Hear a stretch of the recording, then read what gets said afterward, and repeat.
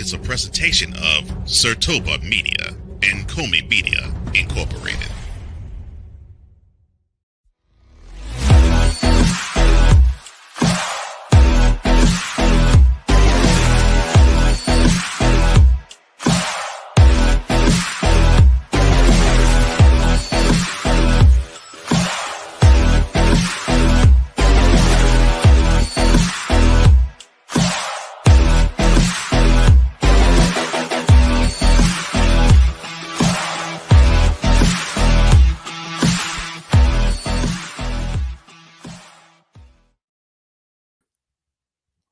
Okay, let's see here. We have a game that was in South Philly, but it wasn't snowed. It actually seemed to be pretty good weather-wise, but it was a game for half and then not so much. And then the clash between the Chiefs and the Bills with an ending that we have seen far too familiar. Will it be different? You're watching Total Football Talk.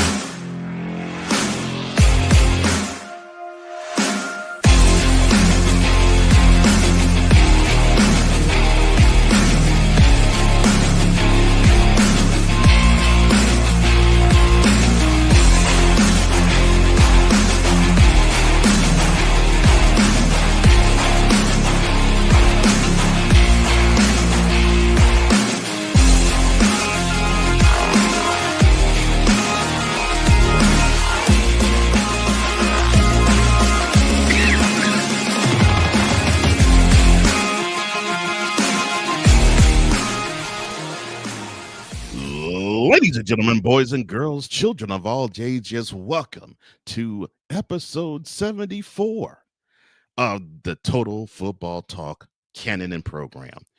I am one half of your host, Cole Johnson, aka the Mad Scientist and the EP of all EPs. And I'll be joined by the other co-host of this program momentarily, and he will get his just due. But just know that we are all steak, no sizzle, no filler, and no references. Now, what we're going to do is we're going to break down the action in the AFC and NFC championship games. And in lieu of the 2-minute drill, which, of course, we normally highlight the game that is to come, since the Super Bowl will not be played until February the 9th. And for those who don't know, that would be, if you're watching this live on YouTube 13 days from now, if you're watching this on BS3 or you're listening to us on radio, that would be roughly 12 days from now. We don't have a game to actually go over. And we're not doing the Pro Bowl stuff. But again, the show that does not feature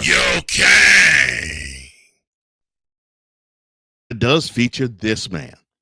That's right. He is the one half of Total Football Talk. He also is Mr. Commander Gridiron Report. He also is Mr. Inner Out Sports Debate. He also is Mr. D. Willie in the evening. That's right, ladies and gentlemen. Put your hands together for D. Willie, a.k.a. Drew. Well. Oh, sorry. Well, I was going to introduce him, but unfortunately, some technical difficulties happened. Yeah. Oh, there we go. Drew Willingham. Welcome. It's like I saw you on camera, and all of a sudden it just went dark. I'm like, what in the world? Well, Lord. As you see, I have a green screen right now. I don't know if you can hear me. We're dealing with technical difficulties out here in these streams this morning, Cole Johnson. Good deal. Because I just can't see you, but I can hear you. You can't see me, okay? Well, it's like I'm John Cena out here in these streams. Right. So I saw where Mickey said, "What happened?" And I tried to show up. So I'm trying to be like John Cena right now. Let me un-John Cena myself. I'll be right back. But definitely click another one of those yo cakes because I absolutely loved seeing Okay. Yes, we promise that we are not a show that features. Okay. And while Drew fixes his technical difficulties, we are going on to opening drive. All right, let's go. We got trips right at 42, 989 on two. Ready? Ready.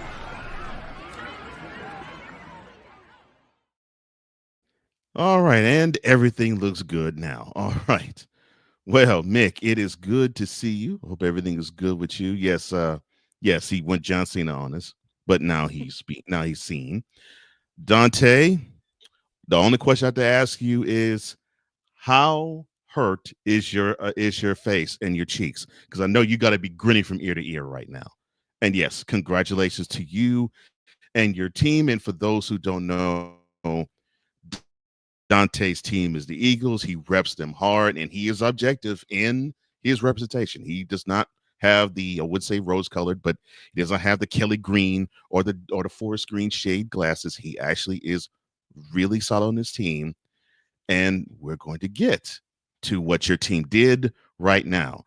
NFC Championship game, it was the Washington Commanders traveling to South Philly and having a really good playoffs stretch. Having a really good Titanic game against the Bucks, and beat them with the little doink off the right upright to get them into the divisional round, and then they spanked the number 1 seed King of the North Lions in Detroit, and they were feeling pretty good. And also, they did not turn the ball over once in those two games.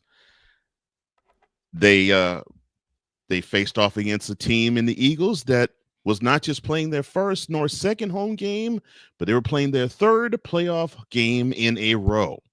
Yes, third home playoff game in a row, 22-10 victory over the Packers, which people thought, well, looks like the offense can be had. A 28-22 victory in the division round against the Rams, where people were saying, Jalen Hurts can't throw the ball. It's all Saquon or bust. But then we get to Sunday. The Eagles, Commanders, and it was a really good game. It was, 14-12 before we got to the 2-minute warning, and then it went all the way from 14-12 to 27-12 with 2 snaps of a finger. But the Commanders did get a field goal, and we went to halftime 27-15 in favor of the Eagles. And then the Eagles scored a touchdown. Well, the Commanders responded. Then they got a stop, and they were driving when let me see, was that the second? Oh, no, that was the third of the game. Pretty much put it out of reach. The final score, 55-23. The Eagles literally spanked their divisional rival. And this was a game that I did not think I was going to see in terms of dominance in that realm. Maybe a low score for the Commanders, but I never thought it was going to be a higher score for the Eagles. All right, the particulars. Jalen Hurts, the running back. And yes, I've heard that even after the game. 20 of 28, 246 yards, and a throwing touchdown. He also had 10 carries for 16 yards and not 1, not 2, but 3 rushing touchdowns. The third seemingly was based on comedies of errors, but it was a touchdown nonetheless. Saquon Barkley, who he ran for roughly 150 yards in both of their matchups against the Commanders in the regular season, only got 118 in this one on 15 carries, 3 touchdowns for him. He also had a reception for 4 yards. But the 16 yards for Hurts and the 118 yards from Barkley and the 74 yards from Shipley that he got all in the fourth quarter. It translated to an offense from the Eagles that gave you 229 yards on the ground. But not to be outdone, A.J. Brown, he had 6 receptions, 96 yards and a touchdown, and people were thinking, well, the Eagles offense is not featuring Brown enough. Well, he got featured enough. Got featured enough on Sunday. Dallas Goedert got in on the action as well. 2 carries for 13 yards. 7 receptions for 85 yards. And then we get to Jayden Daniels on the other side of the ledger. 29 of 48, 255 yards, a touchdown. He did throw a pick, but that pick was basically like a pick that was just a throwaway. It sealed the game, but it was like late in the fourth quarter, he was trying something. 6 carries, 48 yards, and a rushing touchdown. Zach Ertz, who, of course, former Eagle, comes back on to his former home turf and did well for himself. 11 carries, 104 yards. And after game, he got a good hug from former Eagle Fletcher Cox. It was a good moment in the tunnel. Zane Gonzalez, 3 of 3 field goals. So he did his job.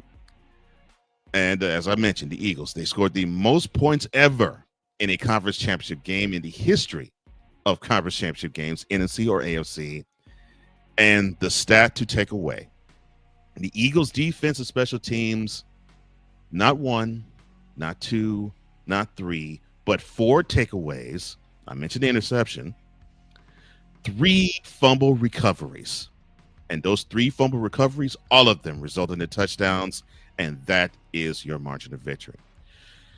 All right, sir, your thoughts on the Commanders' end to their season and the Eagles advancing to the Super Bowl with a dominant performance.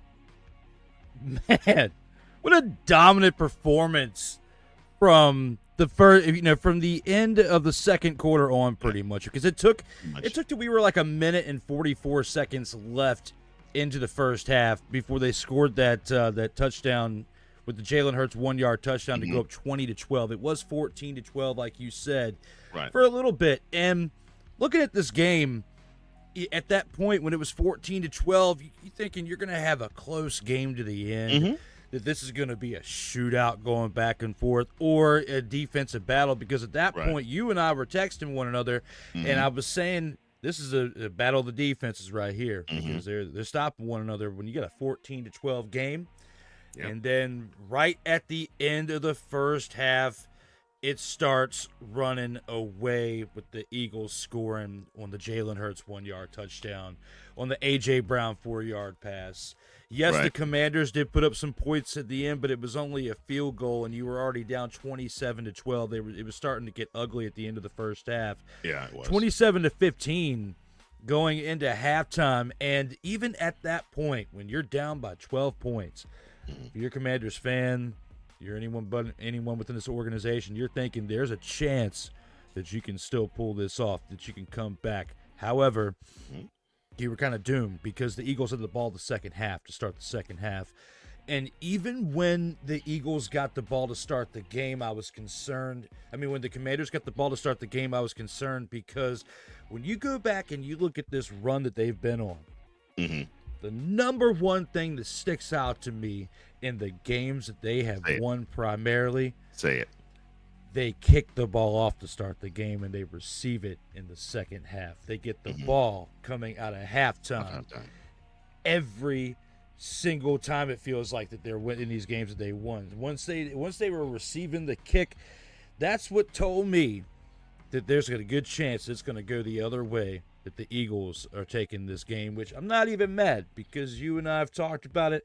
I've talked about it with other people, and there's a topic that I'm going to talk about here later in the show that you have written within this slate that I'm looking forward to discussing. But when it comes to this game right here, I'm happy with what I saw from Jayden Daniels throughout. I mean, yes, he threw an interception, but that was late in the game. This game was already decided at that point. There was no way they were coming back. I mean, it was already like a 48-23 game when he threw that interception. Yeah, 48-23 when he threw that interception. It was after the interception that Will Shipley scored on that 2-yard touchdown to make it 55-23, and they won by 32 points in the absolute routing. I don't have a problem. I do not have a problem with the amount that they scored, even though I know there's some out there that are crying about the amount of points the Eagles put up throughout this game, throughout the fourth quarter, pretty much when you had it sealed with an 11-point. I mean, I get it scoring the one with Jalen Hurts, but there's other people crying about the, Saquon scoring again and then Shipley going out there and scoring. Well, I mean, that's just football. To me, it doesn't bother me. Now, you start getting in the 60, 70, 80 points scored, and we'll have a different conversation. But today, I'm not mad at the fact that they put up 55. The fact that it's historic, that they put up that amount of points in a game after what we saw the week before when the Commanders and the Lions went back and forth in that second quarter, in that matchup that they had. The Commanders beat the brakes off the Lions by 14 points of what we thought, and then the next week they really got the brakes beat off of them in this game. I mean, I got to give the Eagles their credit where it's due. We were questioning Jalen Hurts because he was banged up. Apparently, his leg, his knee, or whatever got banged up this past week. We didn't know what we were going to see out of him. And when you go and you look at his stats, I mean, him on the day, he had nearly 250 passing yards and a touchdown, only 8 incompletions and no turnovers. I mean, that's did not turn the ball over. Right. And even though he only had 16 yards on 10 carries, he had 3 touchdowns. Doesn't matter. So he still put up 4 touchdowns on the day. Absolutely big numbers for him. Just to be able to get the ball in the end zone. While you're in the red zone, you had a lot of red zone opportunities because of the amount of turnovers this Commanders team gave you. I mean, JD only gave you that one at the end, but the fumbles were killing this team throughout this game. 3 fumbles, and then that 1 interception. That's 4 total turnovers, Cole, that we've got in this game, along with the amount of sacks. The still big statistic here that you should be proud of if you're the Commanders' offense, regardless throughout this entire offseason, is it took you until the divisional game for your first punt, and you only had to punt once in this game. So you only had to punt twice throughout this entire 3-game playoff run, and you still leave the playoffs with a better record than most who come into it. You weren't one and done. You leave with a 2-1 record. You got to your first NFC Championship game for the first time in 33 years, for the first time since I was 5 years old. I'm a happy, individual out here for somebody who covers them, for somebody who's been a fan of the organization throughout my lifetime. I'm absolutely loving it. But the one thing that they got to clean up is the amount of turnovers. That comes with inexperience. De'Ami Brown had that big. The fumble on the kick return was huge, and then Austin Eckler. Eckler's fumble, which that's been part of Eckler's. Yeah, but that's been part of Eckler's MO since he was with the Chargers, man. I mean, that was why they didn't bring him back. And could we see this affect him potentially coming back to the Commanders for a long term? Who knows? But they really need to make some moves. If there's a way, I don't think he's going to be available to them that high. But if you get Travion Henderson from Ohio State, I really think because he's from Hopewell, he's from close to where I live, here over in Virginia. So if you can get him, he's close to home, DC. I like that move. I like that move for them. If they could draft, I just don't think with them, they're going to have the 29th pick. Yeah, it's going to be late in the first round. Yeah, because of how far they got in the playoffs, they're going to have the 29th pick. If somehow they can trade up, get Travion Henderson to have with Brian Robinson Jr. as like a 1-2 punch over there and for the Commanders. I like that. Just imagine they need a spark with that, but they also need to make some moves within their offensive line, their defensive line. They need to get another cornerback back there to help out Lattimore. Right. And another 1B wide receiver to go with Terry McLaurin. You make those moves this offseason, this team can go to the Super Bowl next year. But you got to make some more moves this offseason. And I've been telling you guys this all year. I'm surprised the wave got us as far as it did to the NFC Championship because I didn't claim that. You didn't predict that. I didn't either. Dante, none of us out here predicted we were going to see an NFC East matchup in the NFC Championship. And, it was cool to see it with all the hype. But once the game got to about halftime or coming back from halftime, the second half absolutely sucked because it wasn't competitive. the next game we get to talk about. Luckily, there's 2 this week and not just one. Mm-hmm. But because of that, we get to talk about something that's more competitive for the next one. We had some issues with this game that we saw for the NFC Championship as far as competitiveness. Well, I wouldn't say competitiveness, but I would say equalness since about halftime. Well, I mean, I've said this to you, and I remember going into the season when they actually played the Bucks the first time. I said, yeah, just manage your expectations. Not saying that they're going to be, not saying they're going to suck, because I actually thought they were going to have a winning record. Now, did I predict them to be 12-5? No, I'm most certainly did not predict them to win 2 playoff games and be in the NFC Championship game. If I were to say to you now, yeah, I saw this coming, no, you would have every right to play this on loop for 5 minutes. That was a lie. No. Yeah, because I said 9-8, and you said that was a pretty good prediction based on the moves and who they brought in. Yeah. And I felt safe with it, and you were pretty confident backing me up when I was saying I could see them going 9-8. I was only like 3 wins, 3 losses off. That's still pretty good considering there were a lot of big time analysts out there saying, "Oh, they're not going to do much better last year. They'll have 5, 6, maybe 7 wins." I was saying they could get 9, go 9-8, at least have a winning record with +1.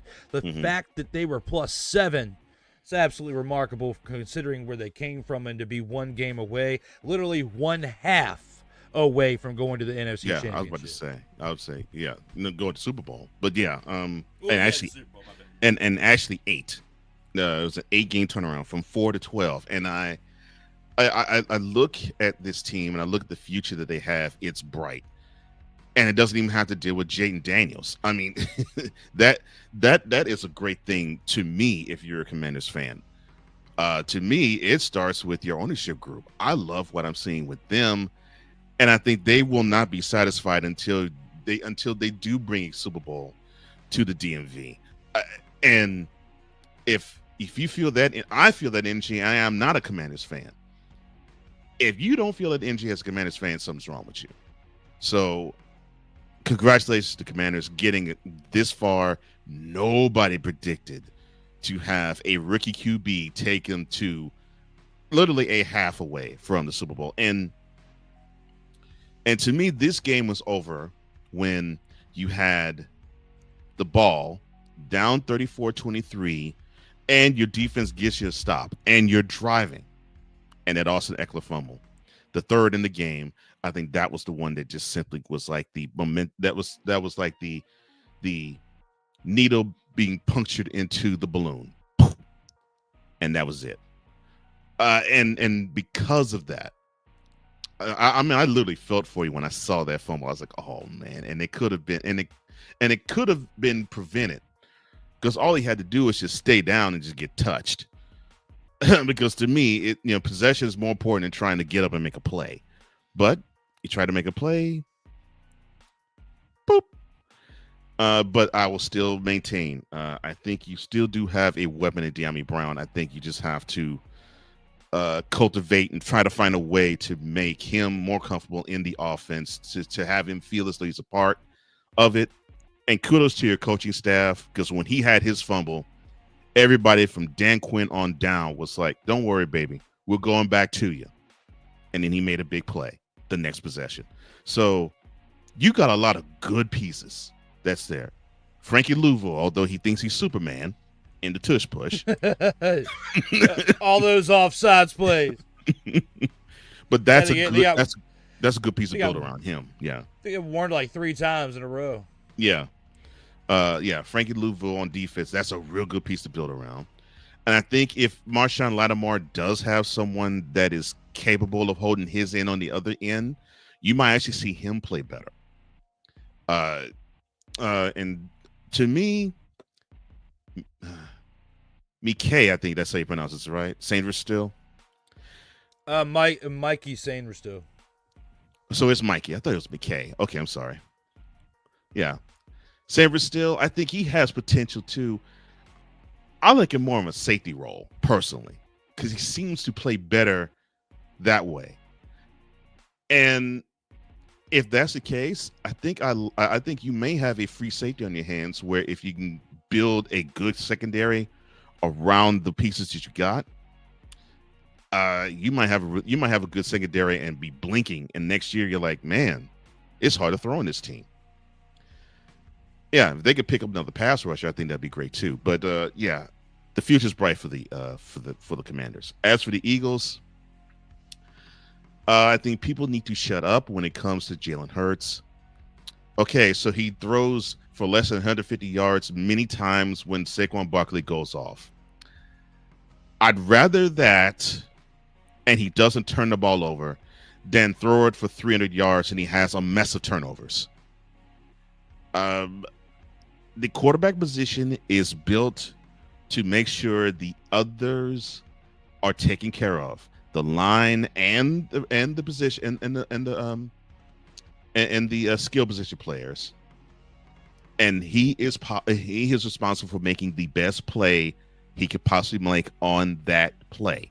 And if it so happens to be that he carries the ball, fine, that's the best play. But two things is what I demand out of Jalen Hurts. One, utilize those playmakers. Utilize A.J. Brown. Utilize Devontae Smith. Make it simple. Make it as easy as it possibly can be for Saquon Barkley to hit them holes so he doesn't have to deal with 8 in the box all the time. And then number 2, don't turn the ball over. Hurts does those two things. I'm good with him. I don't care if he throws for 1 yard. If it leads to a W, I'm good with that. And I think Eagles fan is good with that too. Because you got a weapon in Saquon Barkley. All you got to do is just make sure that you just simply are like hat on the hat. And to me, it's not even the offensive line that's an issue with the Eagles. It's you got to get the position players to buy in to hat on the hat along with the offensive line. You do that, you're good. Now, the issue that I am seeing with the Eagles, I'm thinking they may be a little bit gassed when it comes to defensive front, because man, Jalen Carter, he's a stud and a half, and I think they may be missing Nakobe Dean, who's of course the linebacker pass rusher that is the guy that pretty much held it down in that regard for them. Jalen playing as many snaps as he's played in the playoffs, that might wear on him, especially if you're talking about a team that's going to pound them up the middle. And I thought that was what the Commanders was going to do. And they did to a degree until the game just basically was out of reach. But what I also love about the Eagles is defensively in the beginning of the season, they seem to not communicate from position to position and from the defensive line of the linebackers, from linebackers to secondary and the secondary to the defensive line. It seemed as if there was a disconnect, but they snapped into and they got together and they played as one really quickly, and that defense gelled fast. And you got a lot of young studs on that defense. Woo! Dante, I'm telling you, brother. I gotta apologize for your cheeks hurting. I would have been grinning Sunday. I would have been grinning with you. We were talking about last week how the Commanders were going to need to slow down. We're going to have to be able to increase their running game. Increase their load for one, and they did not. They were not able to do that. They were going to have to contain Saquon, which they did not do. They didn't do it either, right? Saquon, 15 carries, 118 yards, and 3 touchdowns. Spoiler alert! I'm going to say it now. He should be one of our grand champs of the week, but he's not, because there were others that in our opinion, outperformed him or made that more of an impact for the grand champ for their positions. But he should have, and in normal circumstances, that just goes to show where we're at in football with conference weekend now.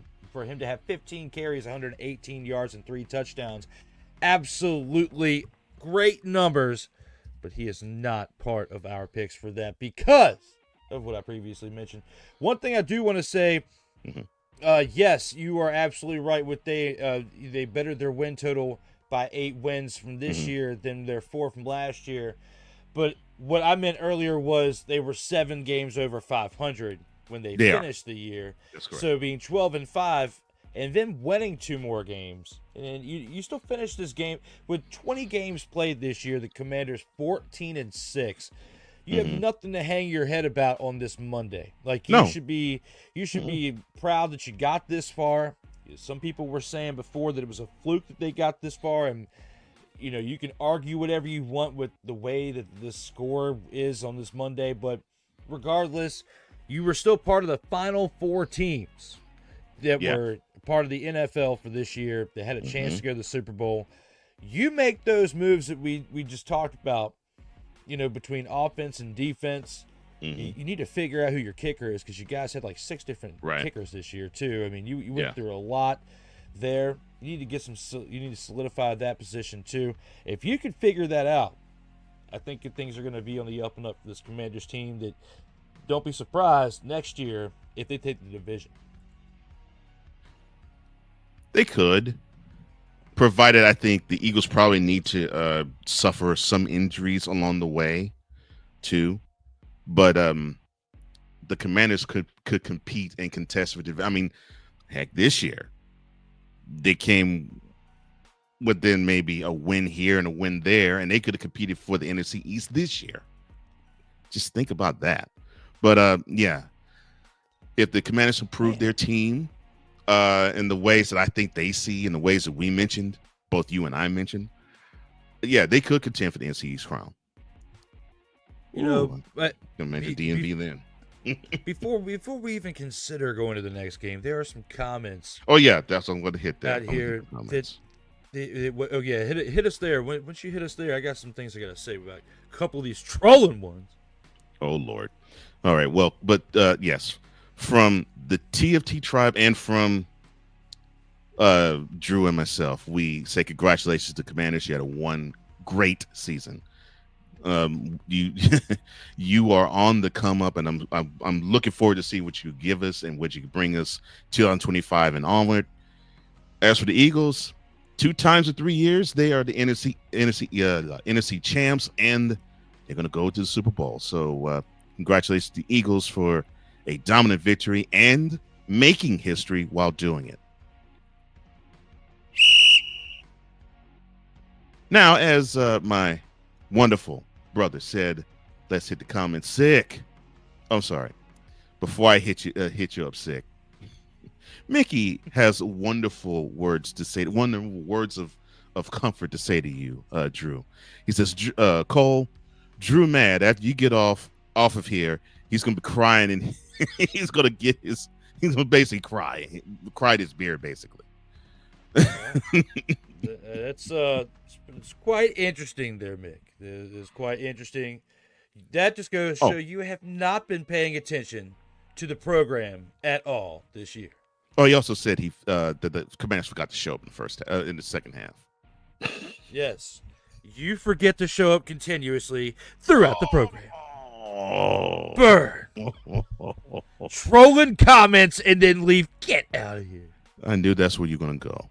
And, of course, the trolling continues. He says, oh, look at that score, Drew. 55-23. The Eagles are the winner. The Commanders the loser. I'm sorry. The Commanders taking the...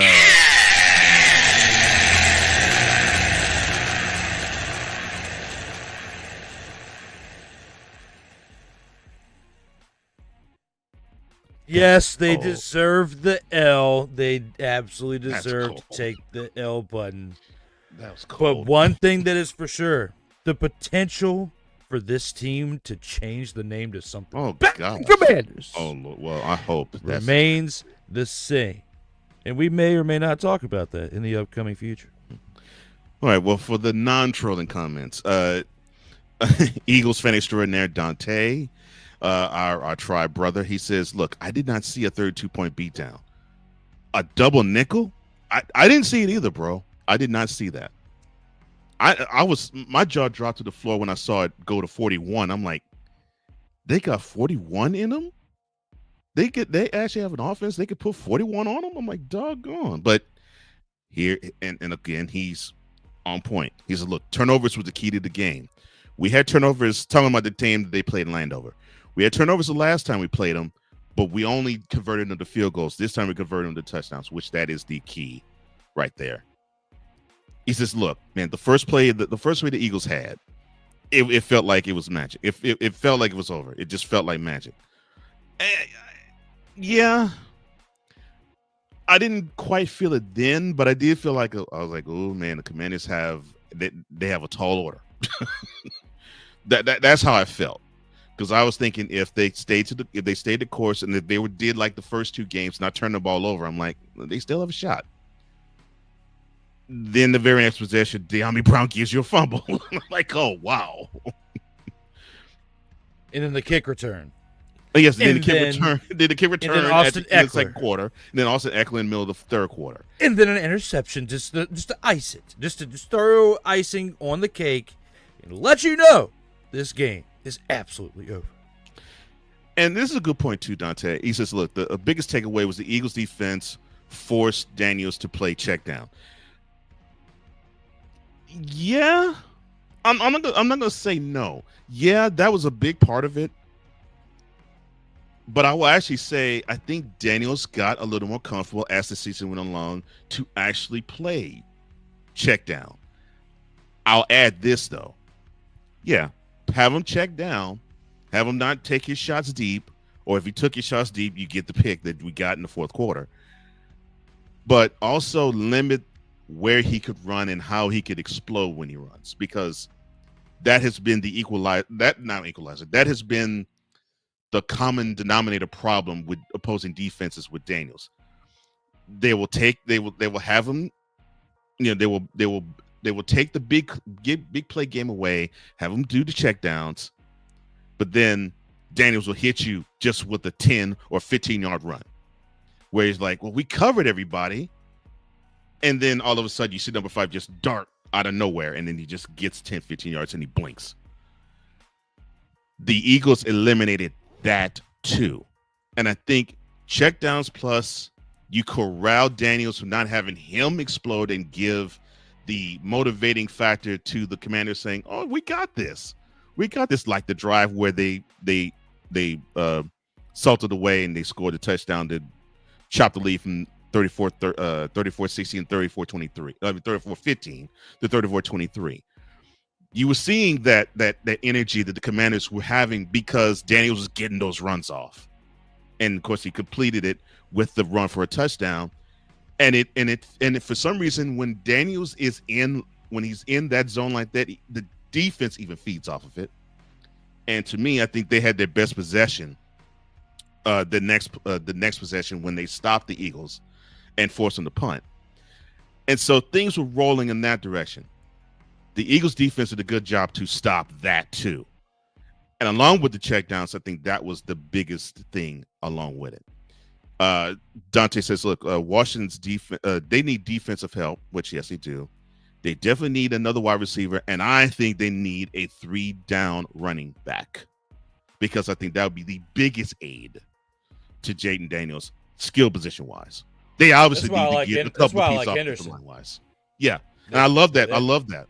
I love that. I hope they can pick him up. I hope they can find a way to pick someone like him up, because that offense is missing that dynamic piece. Look, I like Brian Robinson. I even like Chris Rodriguez because he seems to be that grind them out guy. Look, Eckler, we know he's basically one of those. He'll give you a good run here, and he's good out the slot to throw. But none of them seem to be a good. I can just hand the ball to you 3 downs and you can get a first down for me type of back. That's what that offense needs, along with building up that offensive line. And I agree with all that. And Dante, he says, look, I predicted that the Lions were going to lose either to the Commanders or to the Eagles, which, yes, he did say that on division weekend. Oh, Playmaker says, TFT brothers, I hate stupidity. That's not to you. That's not to me. That's to the next game we're going to address. Sig Diggy, good morning to you. Good afternoon to you, sir, all the way from Norway. He says, the Commanders left it all in the field. However, it wasn't enough. Either way, it was a great season. He goes on to say, there's going to be a lot of looking back and taking stock in D.C. A lot of players taking some time off and resting up before the preseason practice. And there's going to be a lot of players that want to play for number 5, too, that are free agents. Oh, yeah, it's going to be even more moves this offseason. Yeah. They are going to make even more moves. This is not over. They are going to the Super Bowl within the next couple of years. What I thought was going to be the 3 to 5 year plan. Speed that up. I think it's going to be within 2 to 3 years. Yeah. So we're already in year 1. Maybe not this year, but by 2026, and maybe this offseason, we'll talk about this other part that I want to keep talking about more in a little bit. But what we're saying when it comes to this is be excited, Commanders fans, because you have a lot more that could be happening for this Washington franchise here very soon. I agree. Sig goes on to say, meanwhile, the coaching staff will be looking at the upcoming draft and review all of the highs and lows throughout the season, the playoffs, and there's a lot of highs. And there's a few lows, but there's not as many lows this offseason as last. So there's a lot of improvement. Dante says, look, the problem the Eagles fans have with Hurts is the unnecessary sacks. Cue the divisional round where he took 7 sacks. One of them hurt his knee against the Rams. And I agree with you. There's sometimes I think Hurts needs to throw the ball away or not be so indecisive in the pocket, like how he was yesterday. He was decisive the whole game. And I think you need to have him be like that all game long. And he says, look, the Eagles, let's see. We probably do need a corner, first or second round, to replace Darius Slay. And yeah, I forgot Slay is on the back end of his career. And yeah, linemen on both offensive and defensive sides. Yeah, because what I was seeing about the Eagles, I'm like, man, they seem defensive wise. I was saying, man, they seem rather thin.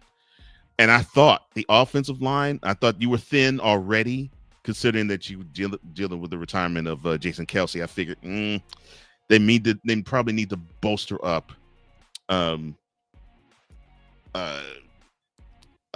Doggone it. Bolster up the line with having more. God, I can't even think correctly now.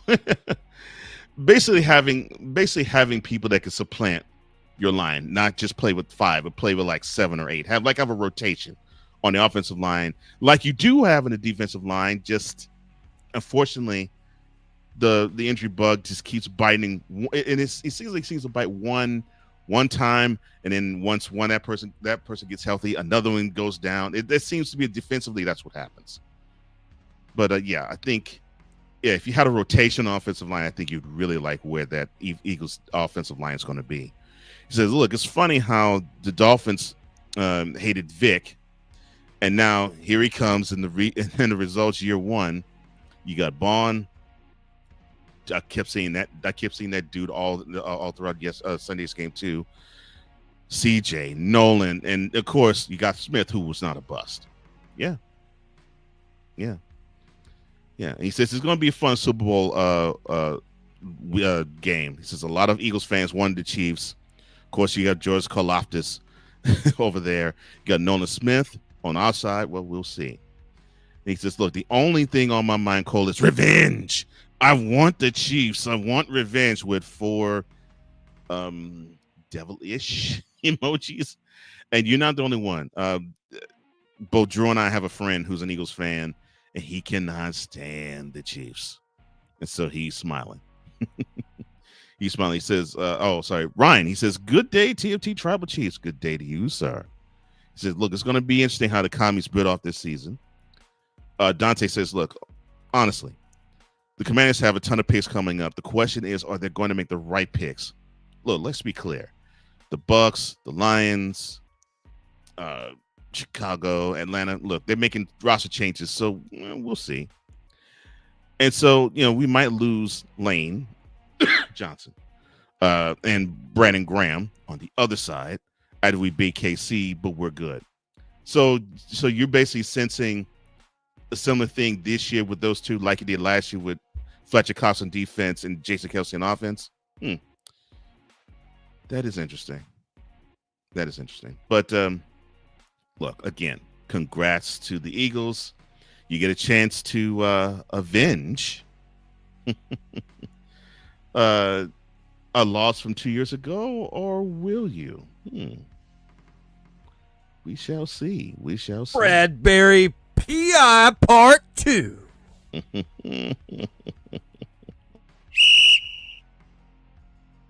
And now, since of course there was no upsets this week, we'll get to the game of the week, and it was the clash of the Chiefs and the Bills yet again in the playoffs, the fourth in 5 years. This is the second AFC Championship game they have played in the 5-year stretch, and this one came down to the wire with the Chiefs up 32-29. And Steve Spagnuolo dialing up those blitzes to make Josh Allen look like a rookie QB those last 2 plays. But to break down how this game went, the Chiefs, they raced out to a 21-10 lead before a dime of a pass to Mac Hollins to end the first half, brought the Bills to within 5, should have brought them within 4. My bad. Woosah.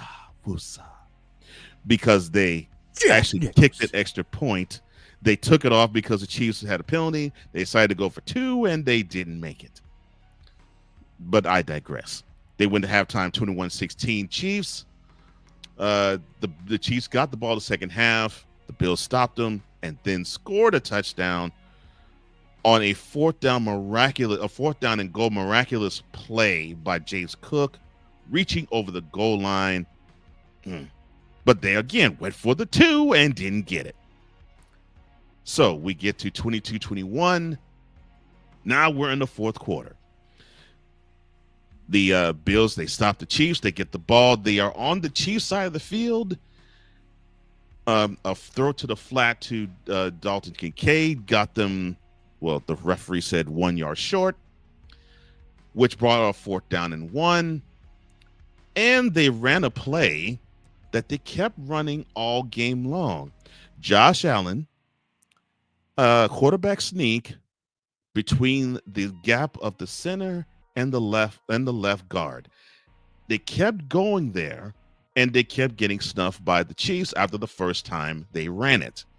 And I think they ran it like 4 or 5 times after that, and he ran it again here, where could have been a first down, could have not been a first down, but my position is you don't leave doubt. You already have issues with people saying the refs are in the Chiefs' pockets.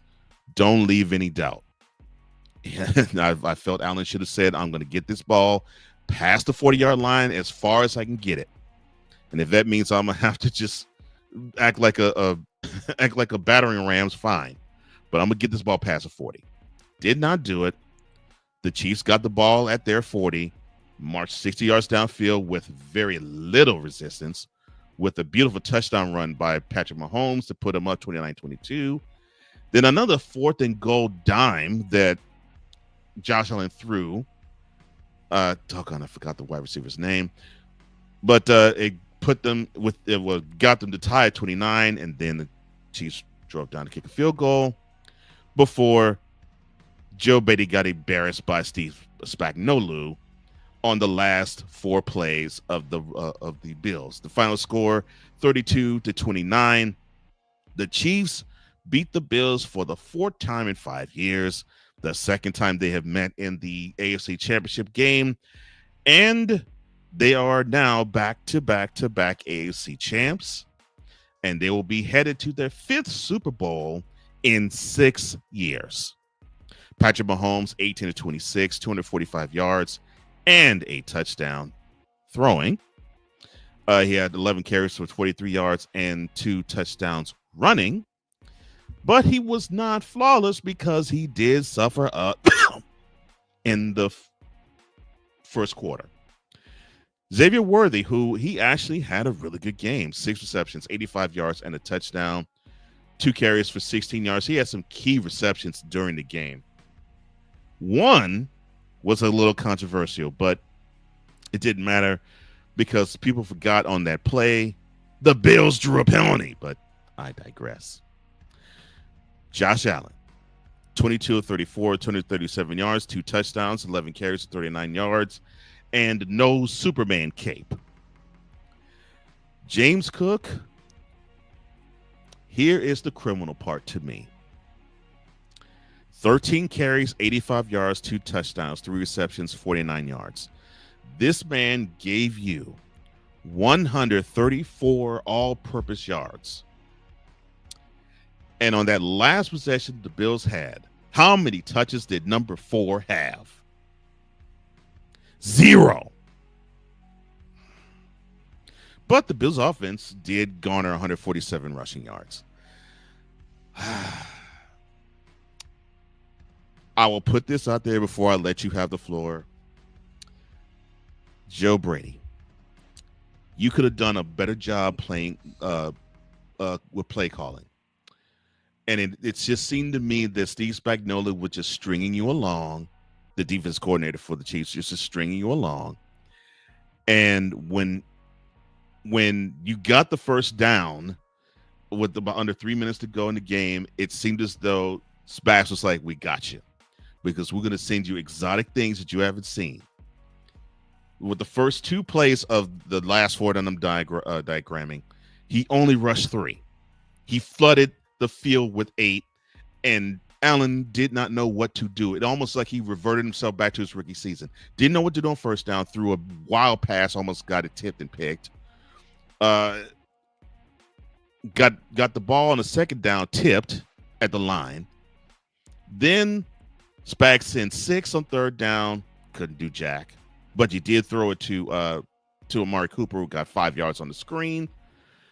But you threw it in the teeth of the blitz. And then on fourth down, they sent a delayed blitz with 6, with you having Allen roll to the right, and Spags knew you were going to do it.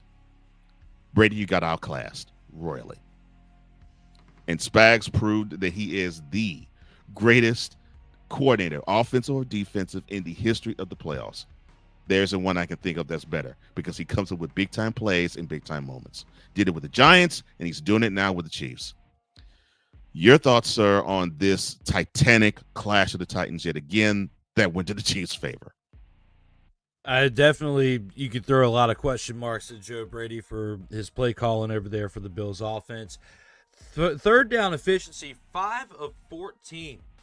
Bad. It's horrible. You can't do that. And, of course, whichever team on offense wins the first down battle, Kansas City achieved 28 first downs in comparison to the Bills' 22. Yeah. It's amazing that they were even within this game within 3 points at the end, considering the miscues that they had, because the penalties also killed them altogether because they look lost. And a lot of these penalties are a result of they just kind of didn't seem like they knew what was going on in certain moments. Like you said, Josh Allen had reverted back to his rookie status, it seemed like, in certain moments of this game. And still, they didn't even turn the ball over. They didn't fumble it. They didn't throw any interceptions. That's the amazing part. No turnovers. Again, it's amazing that they didn't turn the ball over, considering how mad we're trashing the offensive play calling over there by the offensive coordinator. The battle, the fact that both teams punted the same amount of times, they gave up the same amount of sacks.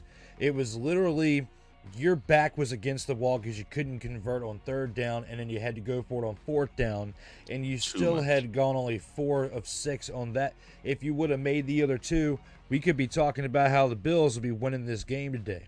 I mean, and Mahomes kept you in the game by fumbling the ball. Had he not gave you that turnover, we might not even talk about this game being within 3 points. This could have been a 10-point decisive victory by the Chiefs on this day.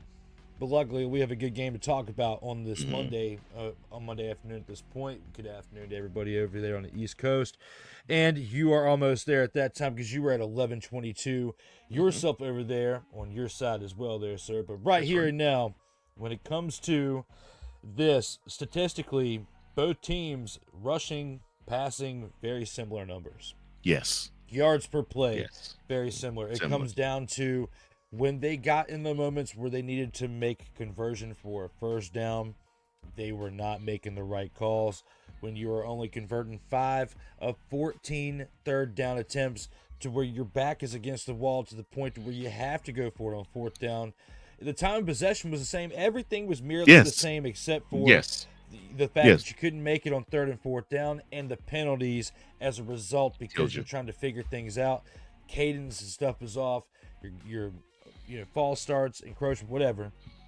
This has got to be cleaned up over there in Buffalo by Sean McDermott because it's becoming the same old song and dance each and every offseason between Lamar Jackson and him for the AFC. Gosh. And then you've got Dak Prescott for the NFC. You're the regular season warrior statistically. But when you get to the playoffs, you don't know what to do because the inexperience of being able to advance from where you're at, it's like you're handicapped to where it's just the same old song and dance. When we get to this point, conference championship, we already know these guys don't have what it takes to get to the Super Bowl because Patrick Mahomes keeps beating you every single time. And Jalen Hurts is now becoming that guy for the NFC because he has now done it 2 out of the past 3 years and is telling these individuals to sit down. Dak, except for the one thing with Dak. Yeah, the Cowboys haven't seen the NFC Championship now in 29 years. It'll be 30. So it will be 30 by the time if they make it this year. It will, next year, it will be on the 30th anniversary, pretty much, of the last time you went to the NFC Championship. The Kami Hog skins have been there since you have been there. How does that feel, Jerome? But right here and now, when it comes to this game, I mean, time, possession, everything literally merely the same. Yeah. You couldn't convert on third down, but you're back against the wall for fourth down. They beat you on first downs, and you had way too many penalties as far as penalty yards because you had the same amount of penalties as the other side, but you had more penalty yards, like 27 more penalty yards that it cost you. And the fact that it was all this close and you weren't the one that turned the ball over speaks volumes for how this game should have been because the Bills should have won the game the way this was set up. And you have to point the finger at the play calling offensively because Josh Allen and company on offense, they were giving you everything they had and they're protecting that football. And you should be talking about the fact that the Bills are in the Super Bowl today. Instead, we're talking about the Chiefs in the Super Bowl again, and we're talking about this team known as the Bills having another depressing situation where it's just as bad as the 90s when they lost 4 straight Super Bowls and could not get over the big one there. We're now talking about the team that can't even get over the game that gets you to the Super Bowl, Cole Johnson. So, when it comes to Week 21, when it comes to Conference Championship football, when it comes to the NFL, and when it comes to these 2 games, we have a blowout on paper by score, and then we have literally a mental blowout because every single time the Buffalo Bills have to face off against the Kansas City Chiefs, it is like they are their kryptonite every single time in the playoffs. Yeah. What are your thoughts? You hit the nail on the head because time of possession. Bills, 30 minutes, 30 seconds. Chiefs, 29 minutes, 30 seconds. So, I mean, you could not get, in terms of stats, any more evenly matched of a game. So, it has to come down to finite things. Like you said, first downs. KC converted more of them and got more of them. In fact, to the point where the Bills had to try, 6 fourth downs. 3 of them near the end zone. So, I mean, just... It was to me, I just saw a team that I think this is the best way I could describe it. You had one team, and we forget the refs crap, and we'll talk about that another time. But we saw one team that thought they could win versus a team that expected to win. And the team that expected to win wasn't the team that was clad in white, who was the Bills. They didn't expect to win. They thought they could. If they got a break here, they got to play there. And the thing is, they did. They got a turnover. So you got the play you needed, and you and you protected the ball. But like you said, and you said it beautifully, we saw a lot of confusion. We saw a lot of doubt. We saw a lot of I guess you could say a lot of confidence, a lot of crisis of confidence in a lot of the things that the Bills ran on both sides of the ball. Because defensively, I thought they were on their heels and the very first possession with the Chiefs. They were just on their heels. And then I would see them settle down. Then I'd see them be on their heels again. Then I'd see them settle down. And then it basically was like that way. It was like a yo-yo with the Bills defense, where it's like, okay, do we belong on this field with the offense of the Chiefs?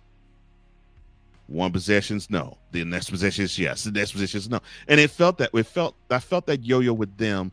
And then on the Bills side of the ball, when they had the ball on offense, it seemed as if to me Joe Brady took for granted the fact that he was not matching wits with Steve Spagnuolo. And this guy has been doing big games and stopping big time offenses since the Giants had Michael Strahan rushing quarterback. Yes. So this dude has been doing big things in January games and now February games since the early 2000s. So now you have a guy who, when you're matching wits with him, you got to say, okay, I know something exactly is going to come.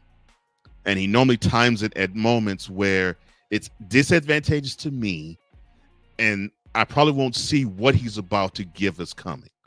So I got to run the best plays that I can run. And to me, neither one of those plays, the last two plays the Bills had the ball, neither one of those two plays to me were the best plays the Bills run. Neither one of them. And yeah, you could say, well, they ran blitzes that Josh Allen or even Joe Brady hadn't seen. Fine. But to me, these were gotta have it downs, third and fourth down. And you mentioned a great stat. You said, well, they were 5 of 14 for third downs in the whole game. Mm-hmm. So you pretty much should have known 3rd and 10 with under 3 minutes to go and you're down 3. You should have known. To me, you should have known the Chiefs are going to send the house. I know you have plays in your arsenal where it's like, okay, so if the Chiefs send 5 or more, what plays beat this? What protection also beats this so we can give Allen enough time for him to throw the ball? And you're not adverse to running 2 tight end sets. You're not averse to running 2 running back sets. I've seen you do this all this year. But you still were in a 3 wideout set with one in the back with 1 tight ends. So to me, I'm like, well, you're playing into their hands.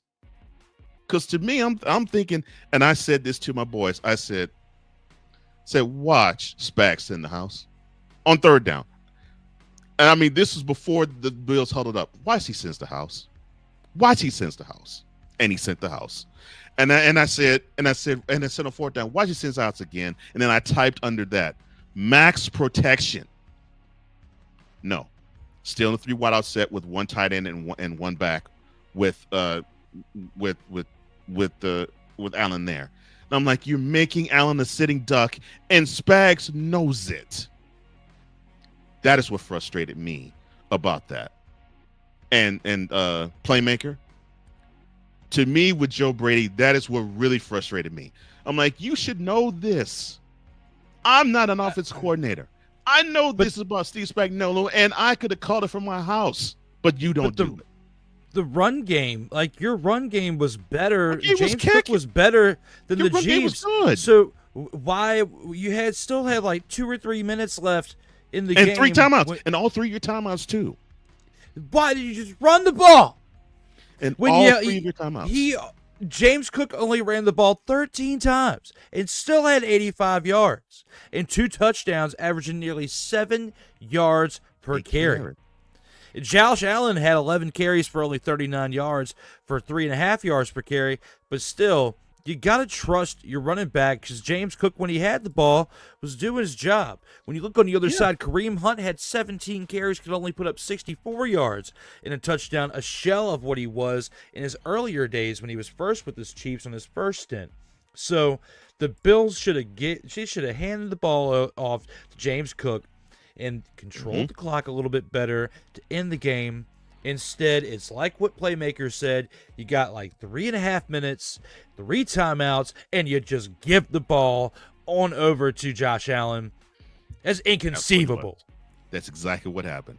It's the gripe that I've had about the Ravens in the playoffs when they get into situations like this. It's like, okay, so you forget what brought you to the dance. You're like, okay, number 8, put the cape on. It's your turn. It's your time. That's how I felt Sunday. I'm like, so you're going to forget that James Cook is the one that's been slaughtering the Chiefs' defensive front and the linebacking core, because he also had 3 receptions for 49 yards. And if my math is not correct, that's 16 yards a catch. So he was destroying them in the air and on the ground. And you only had this man touch the ball 16 total times? And on the last drive, you have him touch it 0. Along with that, 3 timeouts remaining. Only down 3. You're on your own 40. And it's more than 2 minutes to go in the game. All of that. And you know that Spagnuolo is going to basically say, we're going to basically have you be null and void in running the ball, and we're going to have Josh Allen tighten up and throw horrible anywhere. We want him to rush to throw. You already know this. As I said, construct the best plays that beats sending the house blitzes and max protect to do it. And normally, if that's the case, I don't know, a draw would have happened. And I know it's been a long time since I've seen draws, but something like that. But put it in the hands of the playmakers that's supposed to give you the opportunity to win. But no, you wanted Josh Allen to be Superman, and Superman met it, like you said earlier. Superman met his kryptonite in Steve Spagnuolo. And yeah, and to me, that is my issue with the whole Bills offense. When it comes to these types of moments, it is Josh Allen has to beat us. Josh Allen has to do it. Josh Allen has to win it for us. And if you're going to handicap the man, Josh Allen is not going to win it for you, especially if you're going to make it easy for and defensive coordinator and Steve Spagnuolo, who has seen it all, done it all, has beaten all sorts of offenses, including Brady. I'll say it again, including Brady. So you got to come up with something better than that. But the Bills, you had another shot. You wanted the Chiefs. You got them. And for the 4th time in 5 years, you're going home because of them.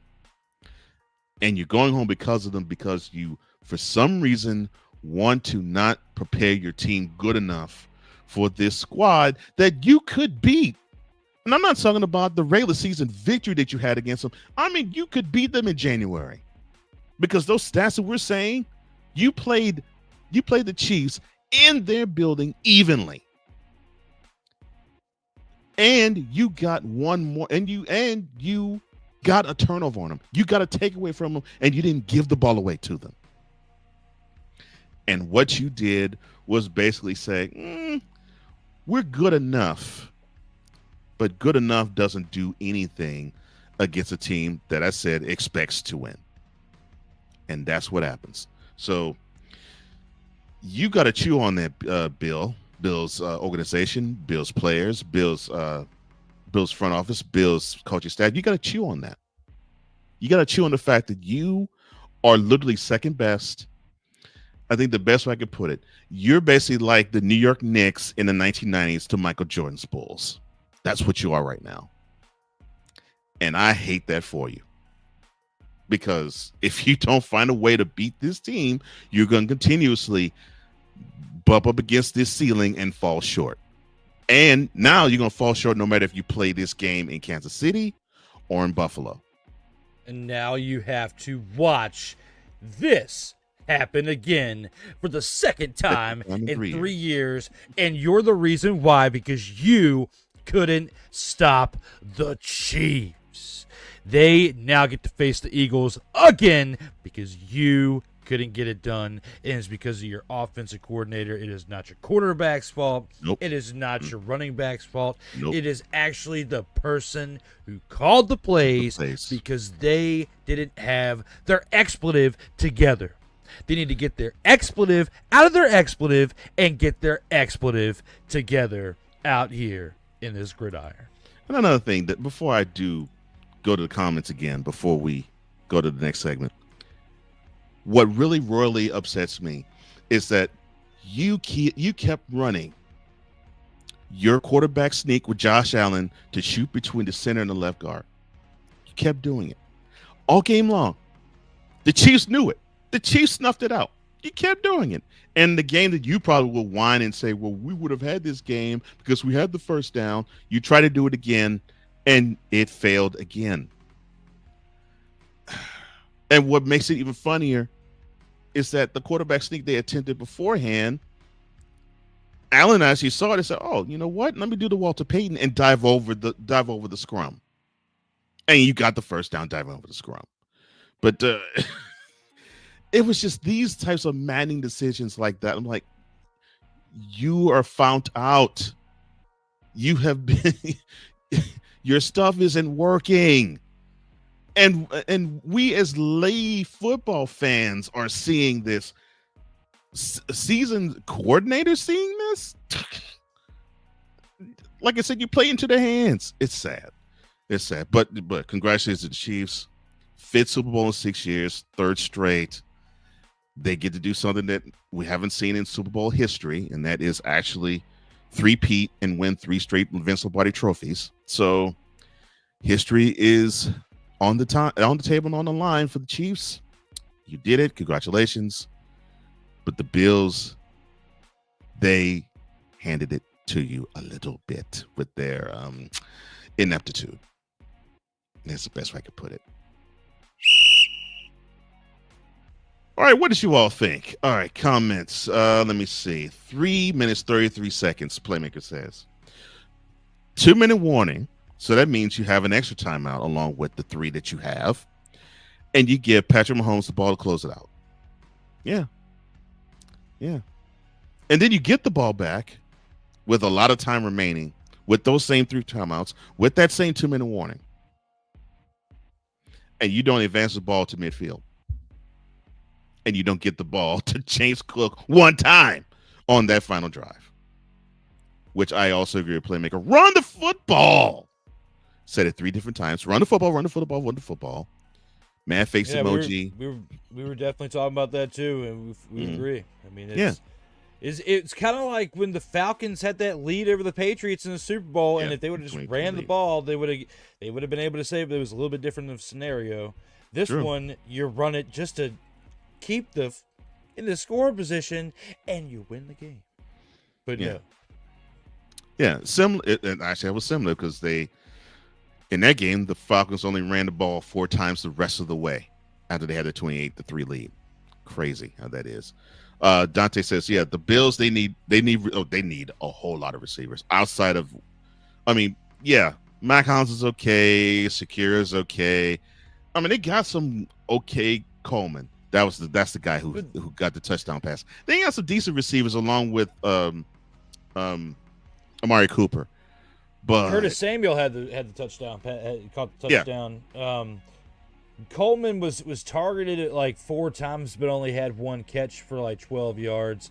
And they didn't even get their tight ends going. That's something else that I meant to bring up was, Dalton Kincaid only had 2 catches for 13 yards. He was targeted 4 times, so he dropped 1 big catch that would have been a first down.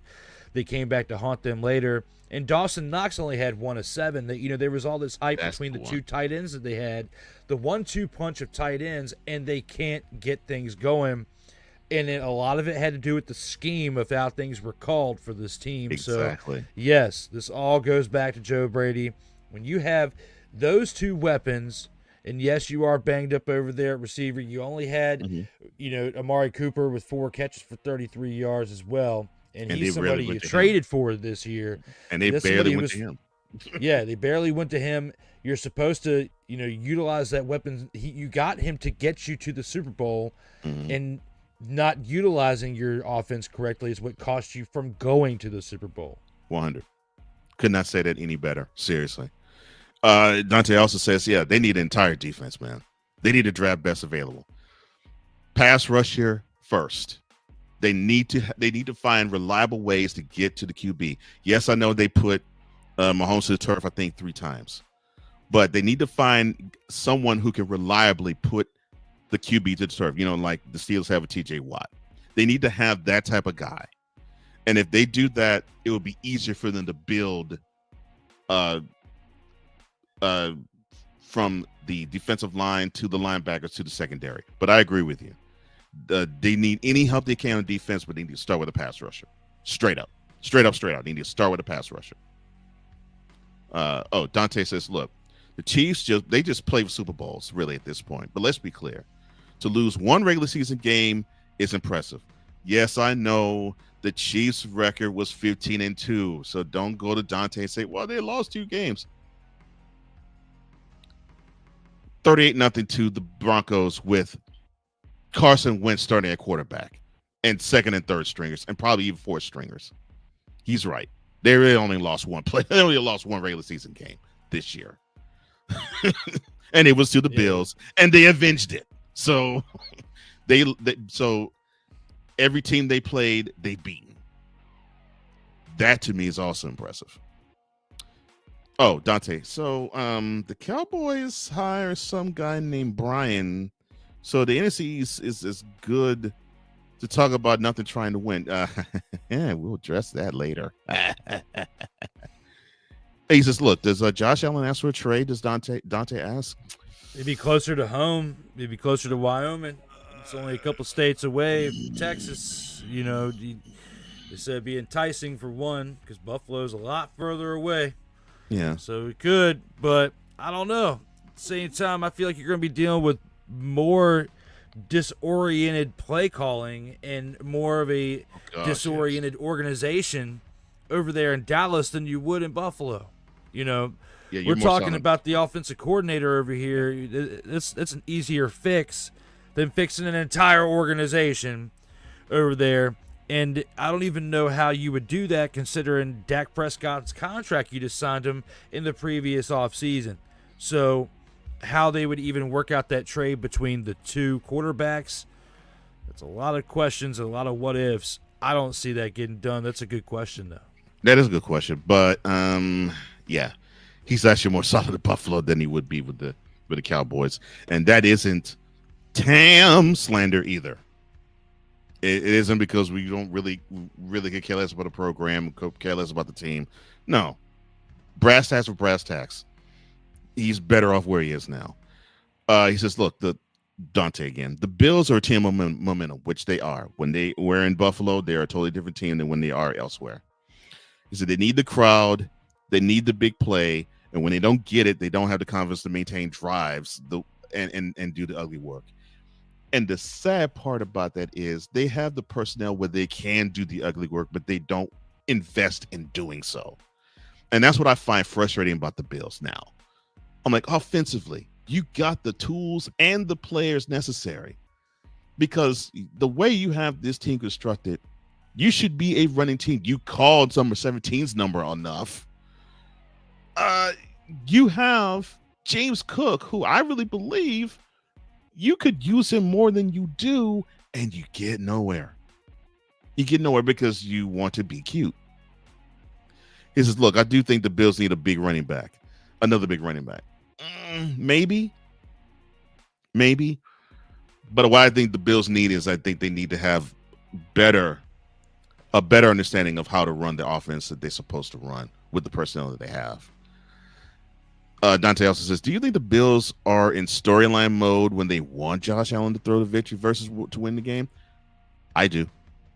And I think Sunday night was proof. Yes. I accused the Ravens of doing this with Lamar Jackson. I accused the Bills doing the same thing with Josh Allen. And I think they got caught up in the moment. And they should have utilized James Cook because he was the one that was eviscerating the Chiefs defense, even more so than Allen was. I just don't get it. Playmakers said, look, I don't understand how the opposing coaches continually forget to run the football against the Chiefs. I don't either. And what sucks is they almost got 150 yards rushing against the Chiefs defense. That's what makes this even funnier. Oh my gosh. Well, that concludes the game of the week. That also concludes the review of the conference championships, but we're not done yet. All right, let's go. We got trips right at 42, 989 on two. Ready?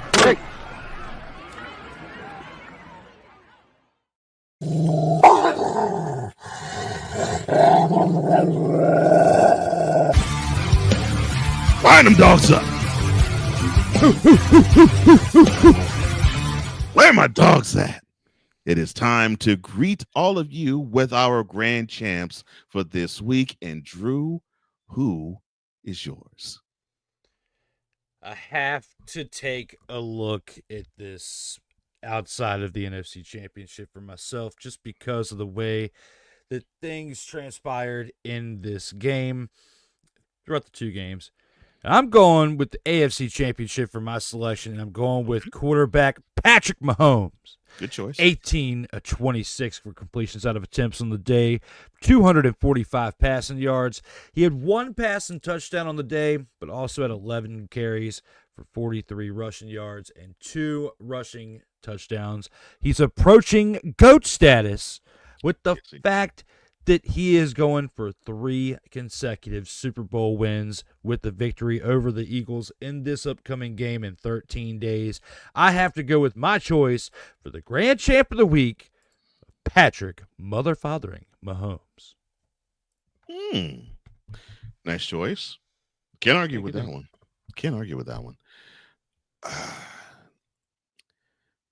And for those who think that my brother and I have an adversarial relationship, we don't. So this upcoming choice and pick is not to rub it in my brother's face. It's just from the standpoint of people keep saying this guy can throw for 200 yards. This guy is inept. All this guy does is just run. He doesn't even throw 20 times in the game. But this week's grand champ for me is Jalen Hurts. And the reason being 20-28, 246 yards, a passing touchdown, 10 carries, 16 yards with 3 rushing touchdowns. The stat to me that means the most is what is said on the bottom center of this card. No turnovers.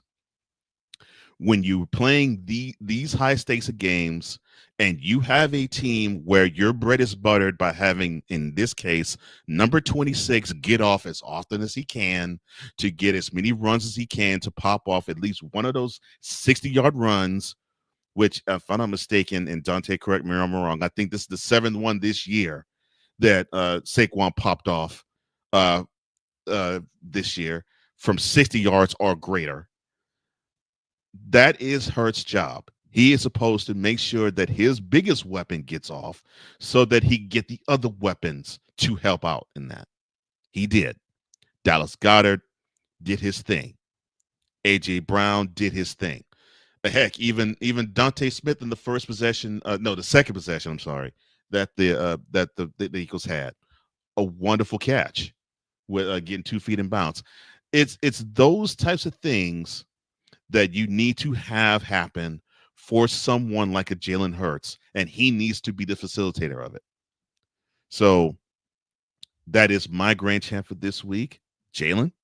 Congratulations, brother, and congratulations for you making your second Super Bowl in 3 years and winning your second George Halas Trophy championship. Your thoughts, sir? My selection and your selection are absolutely great. Yeah. I have no issue with either one. I definitely have no issue with yours because, Mahomes, key runs and key plays, and he atoned for his turnover, and that's all you're gonna ask. Well, I thought about giving it to Saquon, but I was like, that's just too much love for the Eagles for the grand champ of the week because you picked Jalen Hurts. And I was like, well, if you're going to go with the Eagles for part of your grand champ of the week, I'll look at the AFC. And I was like, Mahomes, because he was a difference maker for the Chiefs. He's part of the reason why they put up 32 points. Let him down there, 245 passing yards, but also got it done on the ground as well. Yep. Just behind Kareem Hunt is the second leading rusher on the day for the team. And you still had 245 passing yards and did not turn. I mean, well, you hit the fumble. Had the fumble, but didn't throw an interception, yeah. But besides the fumble, didn't throw any interceptions. I still have to give it to him because there's nobody else offensively that outdid him as to why they put up those 32 points. Could not say that better at all. Oh. Now, I did say that we're not going to do 2-minute drill. Well, what are we going to do in this? We'll get that next week. That's right.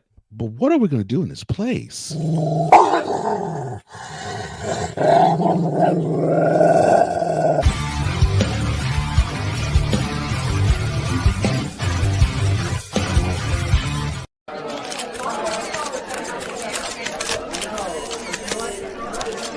Yes, it's back.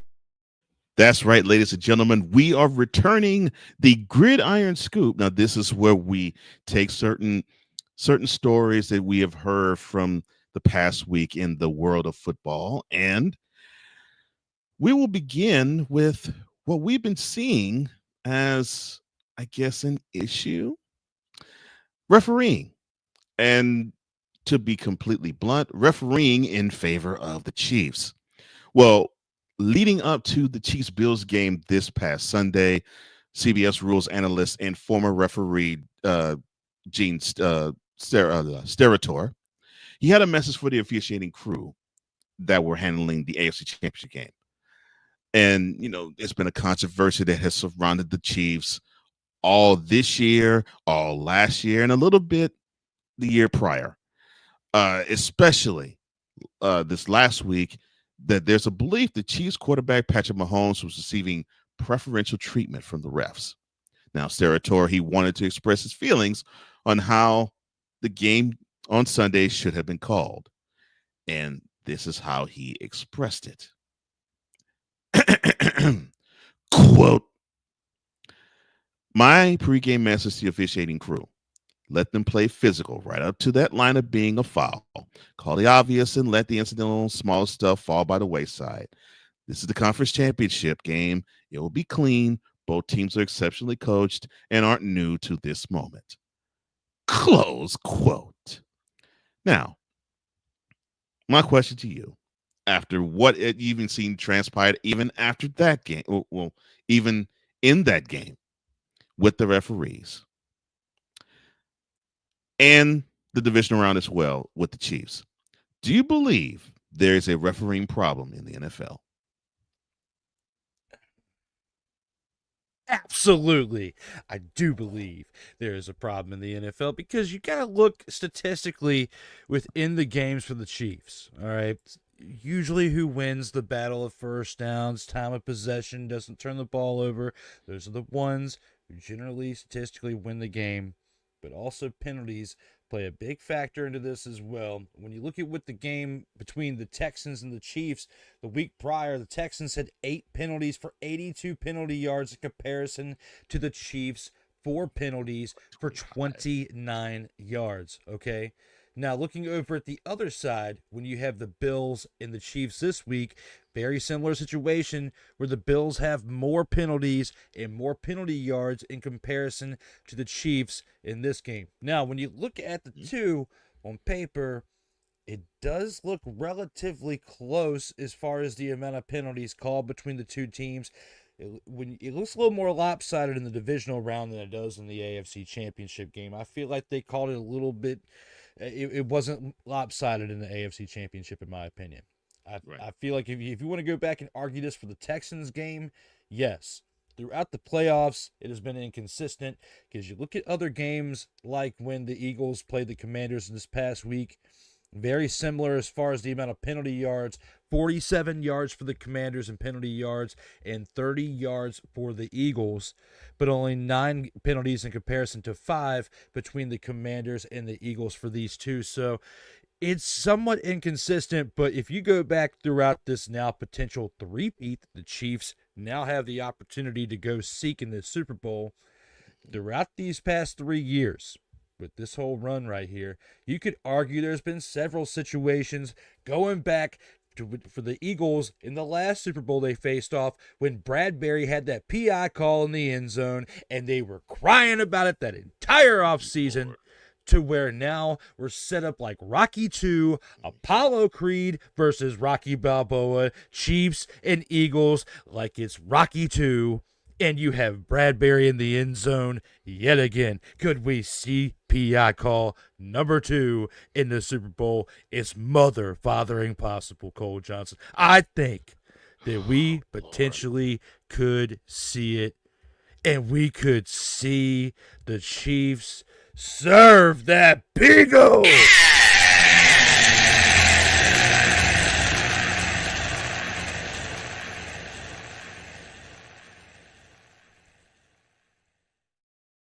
To the Chiefs again, to where there is some type of speculation behind it, some type of misery, some type of mystery, some type of scenario to where out there somebody's going to cry. And it's going to be Eagles fans because the refs are going to be in the Chiefs' pocket, in Swifty Nation's pocket. It's coming as I pull a Darnell Playmaker Solids with the microphone right here as I want to, just because I can, and it's entertaining. Because if he can win an award by doing this, so can we. We need to for charisma, because I'm going into promo mode when it comes to these referees right now. I'm going to lay the smackdown on these referees because I don't know if they're finding them at a lawyer's office or a car wash, because they are not making consistent calls out here in the playoffs like they are in the regular season, not making consistent calls. Which is why you have the Chiefs winning 17 of their 18 previous games by one possession of 7 points or less, coming down to the very end, and a lot of them by 3 points or less. The Chiefs are getting it done because the refs are help scooting them along. We're going to see the Chiefs three-peat. Kelsey will retire, and the Chiefs will never win another Super Bowl again because they cheated so much to get to this one because of the refs. Lord. It wasn't Spygate. It wasn't Deflategate. It was Refgate. To that point, or I should say to that ilk, Ryan has this complimentary thing to say to you. He says, my dog of the week, Drew Willingham, going pro wrestling promo mode in Friday's Commander's Gridiron Report. LOL. You mean just like we just did? I still have it. I still have it on the desk. I had my headband on. Mm-hmm. I had the America one saying that America wants the Commanders and the Bills in the Super Bowl, and neither one of them won this past weekend. Neither one of them won. Oh, you made Playmaker happy. He says, oh, look, I have no comeback with 2 laughing, crying on the floor emojis. Dante says, yeah, there is a ref problem. They keep changing the focus points. I have no problem with the booth picking up penalties, but I do think the booth can call penalties. It's frustrating, though. You watch the NFL and 20% of the games are flags, and it's flags, and it's flags. That really isn't good to watch. Well, yeah, it isn't entertaining. I agree with you. And he says not necessarily it's a ref problem, it's a system problem. And now I could get that. I can get down with that because I think we're not seeing regulation to me with consistency in terms of, okay, so this is a foul, this is not a foul, because you can watch a game where it's like, okay, so you can have a guy do a hip drop tackle and that's not flagged, but you see another game, a guy do a hip drop tackle and you'll see 3 or 4 flags thrown. That's the problem I'm having. It's inconsistent all the way around, but hopefully they can fix that. And if they can, I think we will be seeing better games. And I agree with you. I agree with you, Dante. A lot of flags equal people wanting to tune out and turn off. So yeah, I agree with you there too. But they got to find a happy medium somehow, somewhere, in some way. Lord, why does he have to be like playmaker in that one? Now, the Detroit Lions, they have a problem. And what problem are you saying? Yeah, I know they got eliminated by the Commanders in the divisional round, 45-31. But no, I'm not piling salt or throwing crap on or dirt on their grave. It's the fact that both coordinators for this team the last couple of years, both are going away. You have Ben Johnson, who is now the new head coach for the Chicago Bears. And you have Aaron Glenn, who's returning home, or I should say, returning to his football home. His normal home is Houston, Humble, if you're going to be correct, which is a northeastern suburb of Houston. But his football home is the Jets. That's the team that drafted him back in 1994 out of Texas A&M. He will be the head coach of the Jets. Now, my question to you is, with Johnson going to the Bears and Glenn going to the Jets, which former Lions coordinator do you feel is going to have a better chance of success?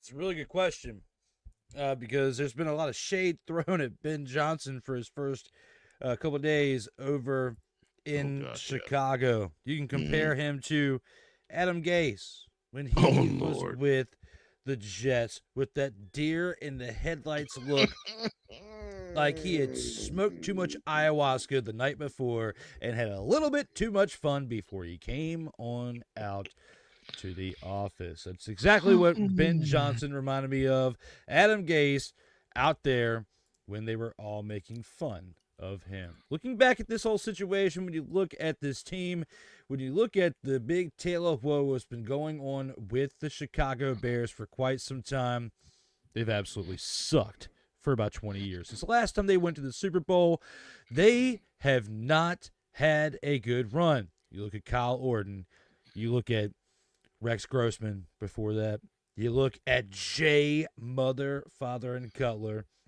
Lovie Smith. Everything that was depressing about this team. Brian Urlacher was the last positive notion you had of this team.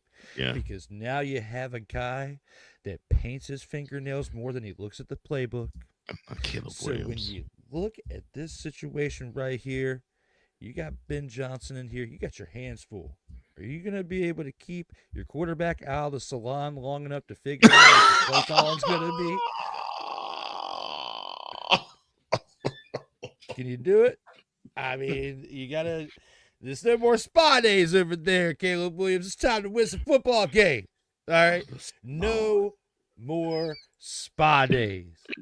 Get it together. Hell, he might be joining you in the spa days. You, coach and quarterback, getting their nails done and figuring out what their plays are going to be. Could you imagine that's what football's come to in 2025, Cole? Quarterback and coach getting their nails done and getting their plays drawn up. Come on. And the assistants in there while they're getting the nails done, recording everything and writing it all down. Get the plays plays drawn up. They're literally getting their manicures or pedicures or whatever in there, and they are drawing up plays. Well, the assistant's drawing it up while they tell them the rundown, while they're getting the Bears colors on their nails to get ready for the upcoming game. That's what this upcoming fall is going to look like each and every week. No, I don't know. It varies. It depends. It depends on what the Jets do, really, because the situation in Chicago and the situation in New York, I feel like are a little different. All right. The Jets front office situation. The one thing I'm not that clear about is between the two, which one of them has more. I don't know what something's like tapping in the background. It might be. Might be. There we go. I don't know which one of them has more control over the management of the roster, right? As far as who they bring in, because you got the Jets that are being ran by young children, okay?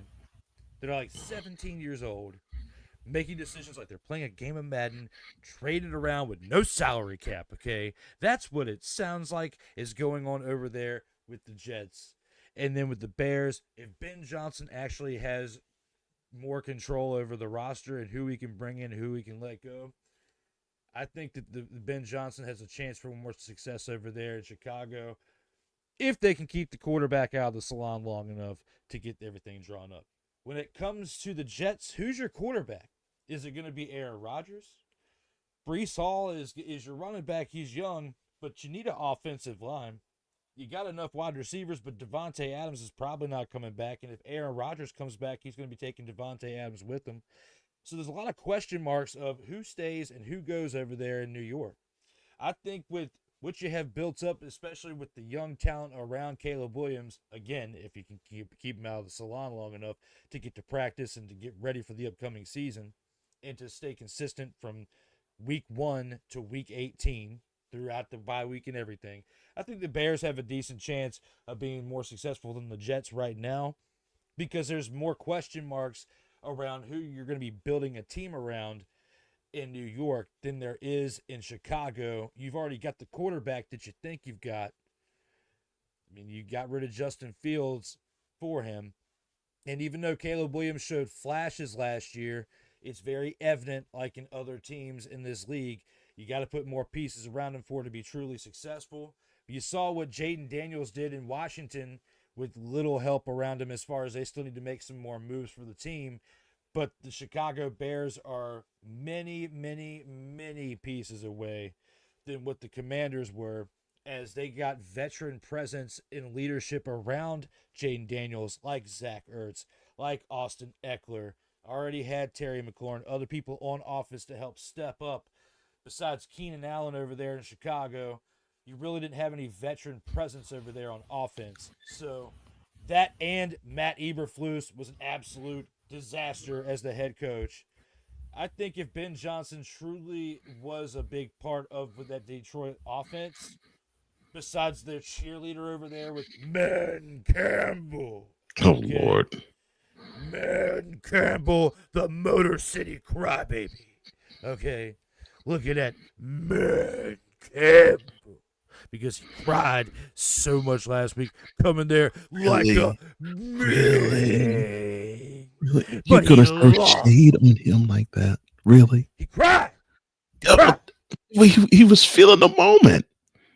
He was feeling the moment. Playmaker Collins says, Motor City Crybaby. Oh, Lord. I'm like, he was feeling the moment, but my brother's saying, Ain't nobody care. Who cares? Ain't nobody care. I mean, honestly, it was. Surprise, motherfucker. When he did that, I did not think that, so. You guys want to hear a fucking story? Oh, Lord. I did throw a little shade, and mainly because I'm too amped up because...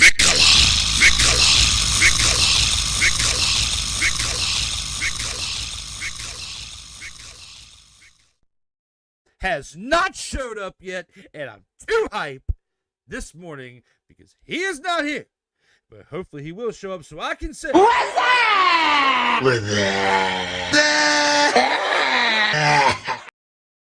because we don't have a show today that revolves around. Okay. So I had to find a way to click the button. I figured just get creative. That's how we'll go. As you are here for episode 74 of some hard-hitting gridiron action with total football talk. Oh my gosh. Okay. Jeez. All right. So Dr. says to piggyback off of the last segment, look, there needs to be a rule for no hiring of any coaches or interviews until after the Super Bowl. I agree with you. I think there has to be a hard rule like that. I 100% agree with you there. Because I don't think you should have coordinators and other head coaches be picked off. And that might split their focus on what their task at hand should be. Oh, Planker says, yeah, Drew wins because I'm preparing for debut of season 3 of Cole's favorite basketball podcast. Oh, Lord. Nice. He says, Dante, so all 3 teams now have a limited time to build a staff there, but talking about Detroit, Chicago, and New York.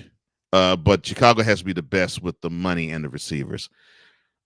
Yeah. He says, now, I'm not a fan of hiring defensive-minded guys as coaches. Yeah, you could rebuild the defense, but what happens with the offense constantly having to rebuild offensive staffs? Here's my pushback to you. Not saying you're wrong, Dante, but here's my pushback to you on that.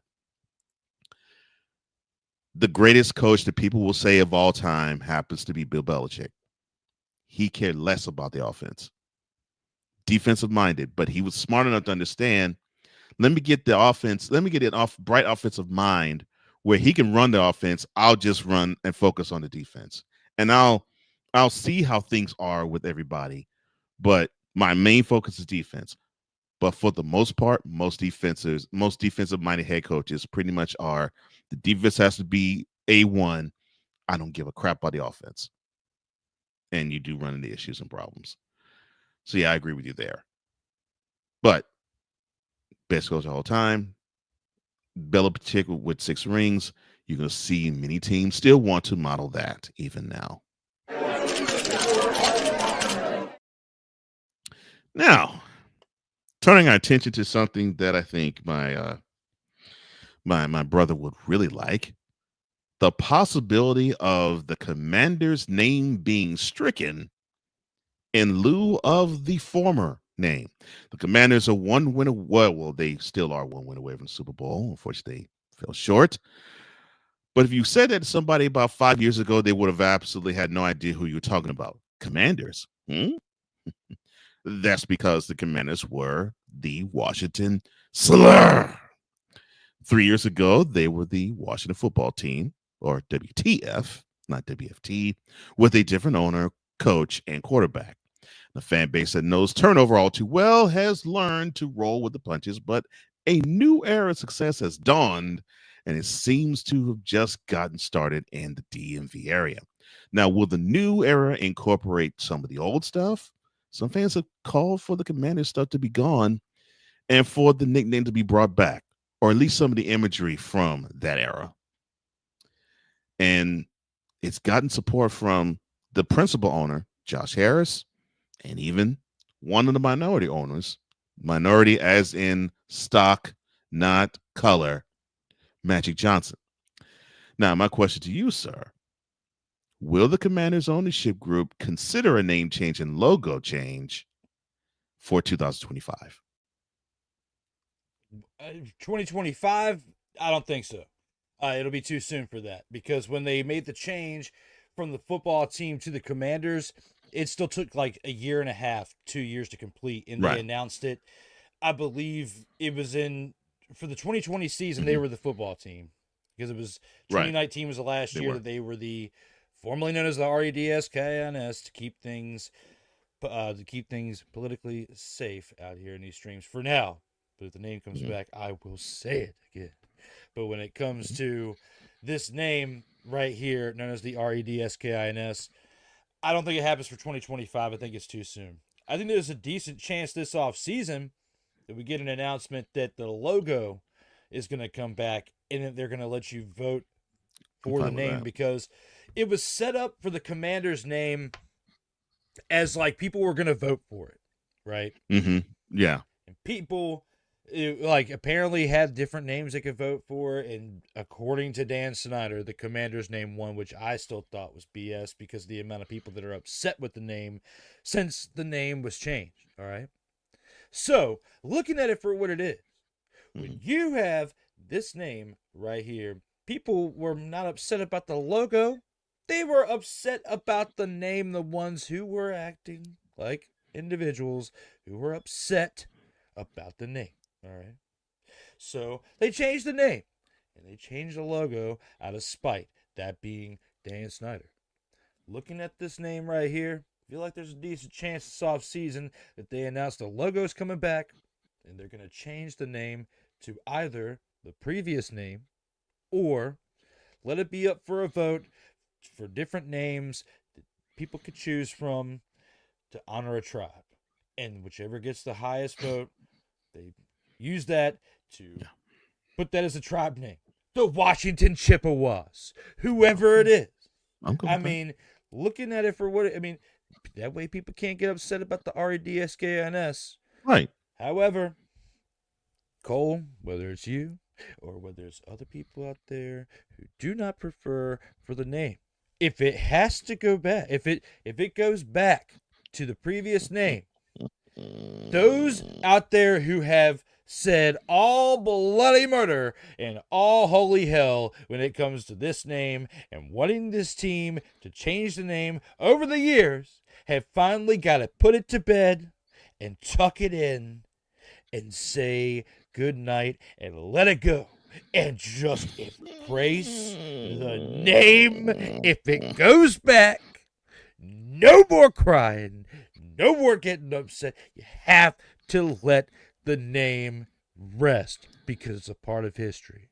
Or if you bring back the logo but call them the Chippewas, you have to let them be, let them have their time, let them enjoy their logo, and let them have their moment out here because they have the C2 right now, the Commander's Curse. You cannot get past the NFC Championship without dropping the Commander's name and either going back to the formerly known as the REDSKINS or call yourselves the Washington Team of Football so we can say WTF every time they score in the end zone. Team of Football. Or you can change it to something that's cool and still honor the logo. That is my vote right there, because if you don't do that, the overall fan base is going to be tough to get fully behind you, even though they are loyal. They just hate this name. I feel like you bring even more happiness to this fan base if you change that name, and you change it soon. Don't be surprised if they announce this offseason that it'll change for 2026. But to answer your question, I don't believe it happens for 2025. That would be too soon. But they've already started bringing up the former name in former jerseys and saying it in press conferences and honoring it with jerseys. And they're going to be selling merchandise starting this offseason with the old name and the old logo and stuff on there. So who's to say if they're not already doing that? We've already had a political shift in this country, and the main reason why this whole thing was going about it the way it was because a lot of the left-sided flakes were getting upset, crying bloody murder, and now we had a change in name. And it is what it is. 5 years later, it is what it is. But now it's a different day, different time. We've been healing. No pandemic where people are going crazy in their houses. Let the people have their logo. And then we'll have a discussion about whatever the name is.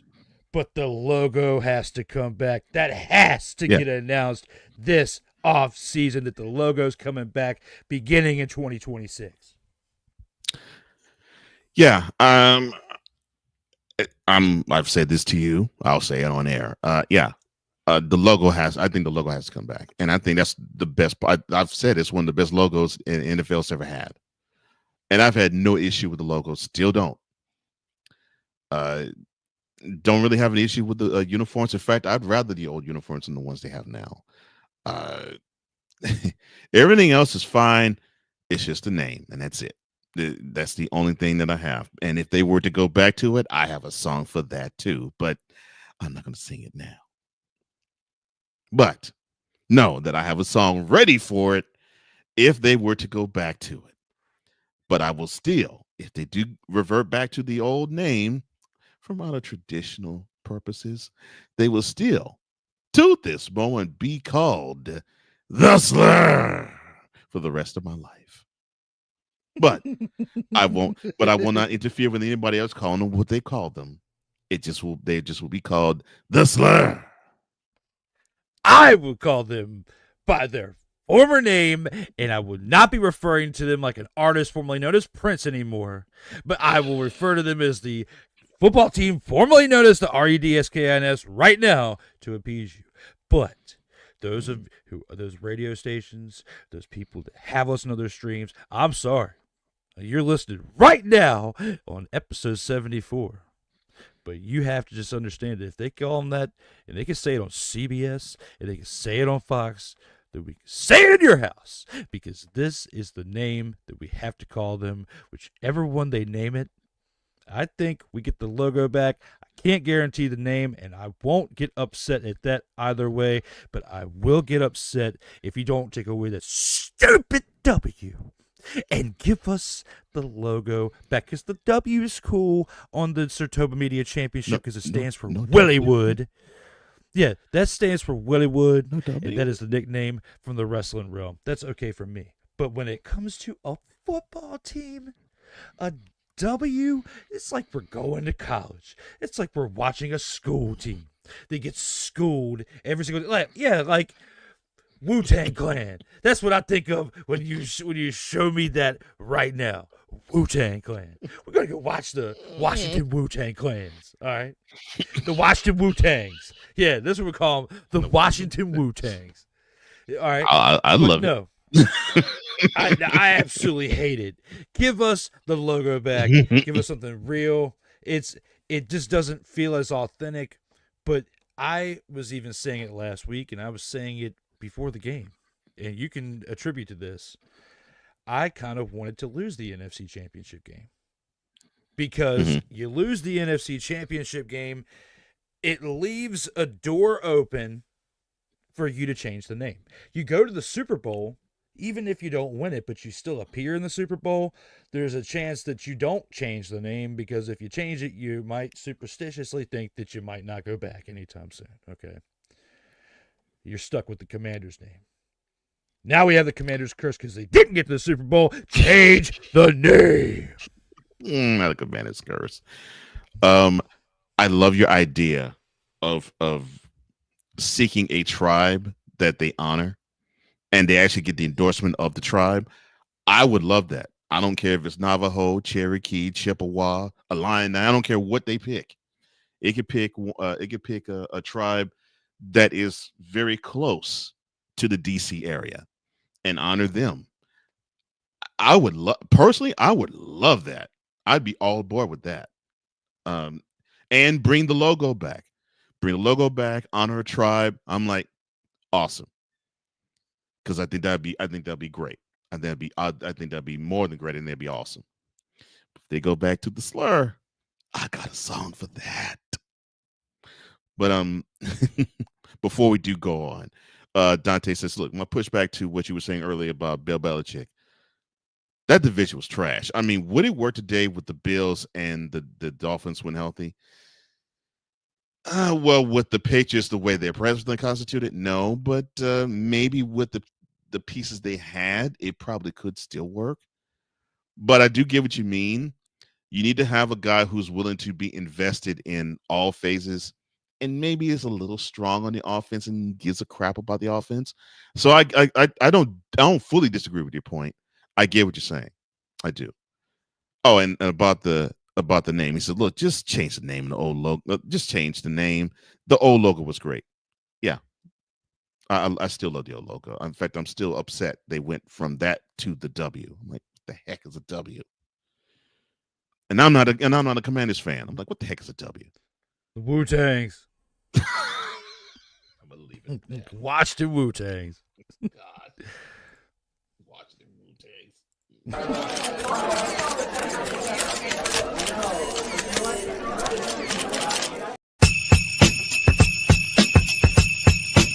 Oh yeah.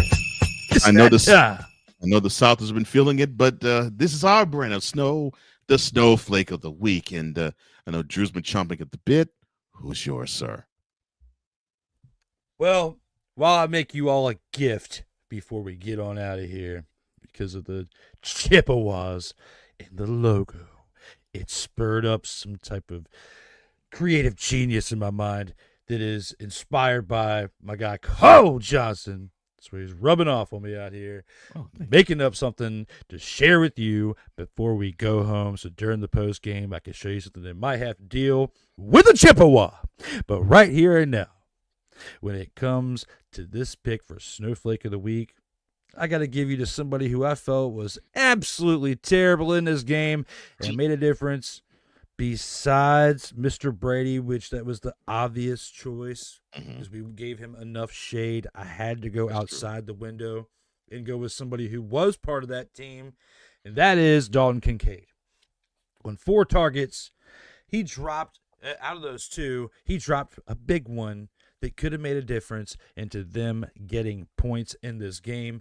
On 4 targets, he had 2 receptions for 13 yards for somebody who is a big-time target when you don't have many weapons on your offense, when your other wide receiver options aren't stepping up and they're looking at you more than others because Coleman had 4 targets and only had 1 catch for 11 yards, and you're being looked at the same amount as targets as your other top tier one like him, and you can only haul in 13 yards on 2 catches out of 4 targets. Number 1 tight ends play better than this, and that is why my choice of Snowflake of the Week is Dalton Kincaid. They're Cole Johnson. I agree with that choice, especially the drop pass he had when, like I said earlier, could have bailed out Allen. But he has suffered from the Andrew's disease from the week before. But oh well, yeah, good choice. Now, as for me, I could have chosen a commander. I am not. I could have chosen a Bill. I am not. I could have gone Joe Brady. I am not. But I'm going with one selection and one selection only, and that is Gerald. Yes. That's right. This week's Snowflake of the Week is the 82-year-old curmudgeon owner, general manager, head cheerleader, head salesperson, head reach up the skirt of a blonde floozy, Jerry Jones, but I call him by his government name, Gerald. And why am I calling him out this week? You're saying, Cole, wait a minute. We didn't have to deal with ridiculousness like this. Delete! Delete! Delete! Delete! Delete! Delete! I mean, we ain't seen this type of crap. This has been yet another Beating a Dead Horse presentation. No, but what you had to deal with was a guy who tried to sell everybody on a bill of goods saying, well, let me do it right. Quote, well, I think we should have Deion Sanders represent the team. I think it'd be great. Close quote. And get the buzz going, have Deion, rope him from Boulder, Colorado, take him from the University of Colorado, have him be a Cowboys head coach.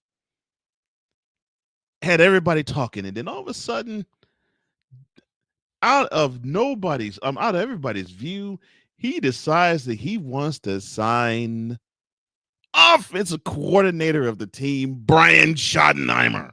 Now, yes, I could say, all right, so Schottenheimer, last name familiar. Yes, his father was the legendary head coach of the Chiefs, and before then the Browns, and he actually played for the Bills, if I'm not mistaken, as a linebacker, Marty Schottenheimer. So the name runs a lineage a mile wide for decades. So he is a football guy. Brian has cut his teeth as a Jets coordinator, offense coordinator, and recently as a Cowboys offense coordinator. And I've forgotten the team, but definitely the Jets and the Cowboys. And he's of age, but the problem is he was on nobody's radar to be anybody's head coach, but it fits Gerald perfectly because it's a man he can control. He gets to still be the guy with the Cowboys, and Brian Schottenheimer will have to always answer to everything Gerald puts in front of him. That's right. You, Mr. Jones, all 82 years old, sir, your balls have shriveled up. Sad, son. Come on, Gerald. Brian Schottenheimer. Jeez.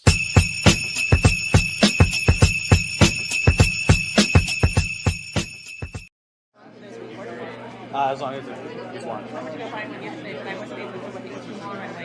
That's great. I love it. Well, we've enjoyed this wonderful episode 74 of Total Football Talk. Unfortunately, we have come to the end of the show, but before we do, this is the post game where we give our thoughts of the week that was and things that are to come. And for his final thoughts, Drew, the floor is yours. So we were talking about, potentially changing the name, for the Commanders. A team that deserves something better than that stupid W. Okay? And while Cole was discussing his snowflake of the week, and while I was wrapping mine up, I made a present for you all. What if they became the Washington Chippewas? And here is the old logo. Nice. Right here. I love that. Or if they became the Washington Cherokee. I'm cool Either with that one, too. because that's better than the REDSKINS. Yes. The Chippewas are in a different part of the country, so it doesn't really fit necessarily with the East Coast, but the Cherokee were a part of the main tribes of the Eastern Woodlands, so it could work out.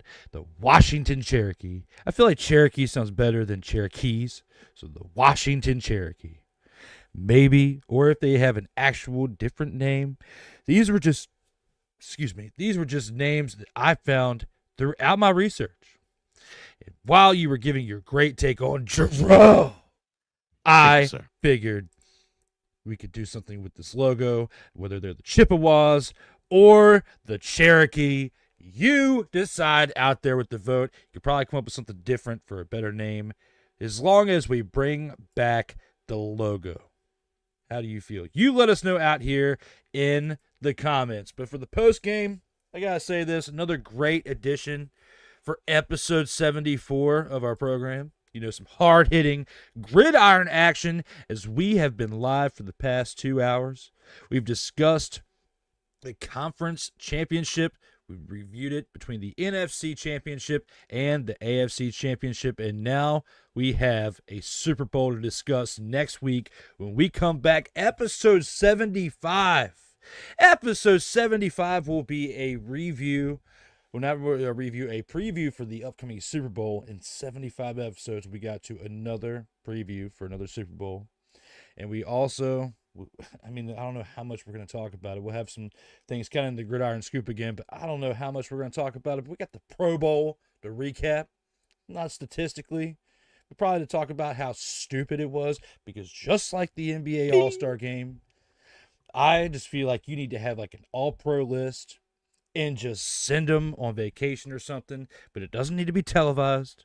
Give them a break and just let them have an all-pro award or something, because at this point, you're just wasting everybody's time with playing all these games.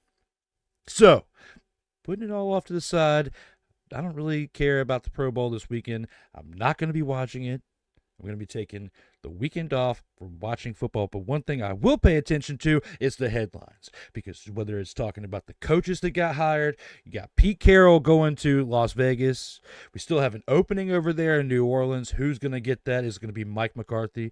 Is it going to be Cliff Kingsbury who's going to grovel into another head coaching spot, but somewhere he doesn't need to go because he needs to finish his business over there in Washington before he becomes a head coach again? As I become Playmaker Silence again.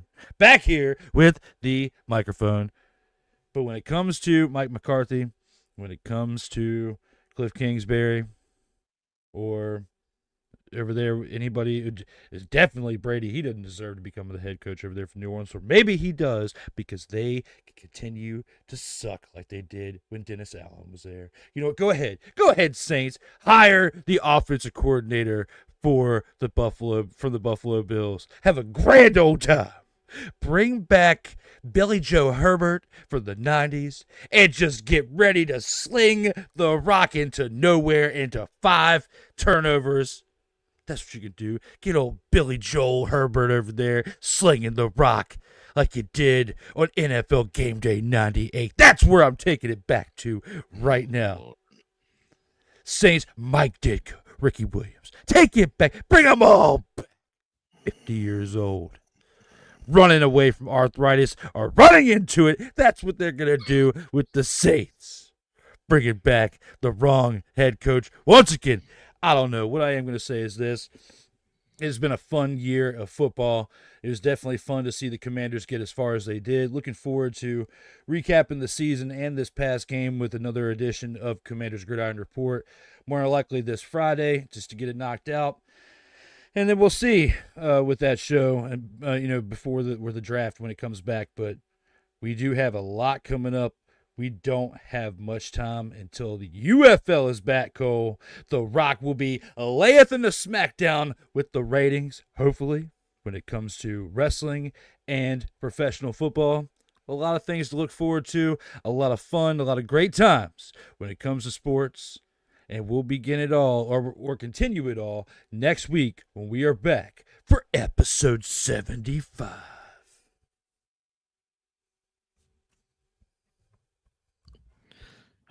Bobby Hebert. Okay. I never thought I was going to hear Bobby Hebert's name mentioned. But oh, that's right. Yeah, I did call it wrong. I kept calling him Herbert because that's what they kept calling him on NFL Game Day 98. Yeah. Yeah. He was a product of Louisiana, so yeah, it's French. Bobby Hebert. I'm like, oh, good Lord. But yeah. If they do have him there, they'd probably be rejoicing in the French Quarter. Goodness gracious. Another NFL season is passed, and now we get the chance to see history. And the funny thing about it, so when the season started, my prediction was we were going to see the Lions and the Chiefs match up for the Super Bowl. And, well, my prediction fell flat 2 weeks before. Well, 3 weeks before the game took place, because the Lions decided to have a lot of injuries and unfortunately couldn't recover from it. Although, yes, they are the Kings of the North. They now are back-to-back NFC North champs, and they actually had history made by being by getting their first number 1 seed ever in an NFC playoff run. So they made history. Unfortunately, they didn't complete the history that they would like, which is to basically stand right now ready and preparing to go to New Orleans for Super Bowl 59. But the other team, the Chiefs, and I remember it was a question that my brother asked right before we were predicting the Ravens-Chiefs game. And understandably so, he actually said, if there's a team that I think can knock the Chiefs off, it would be the Ravens. And I understand why he would say that.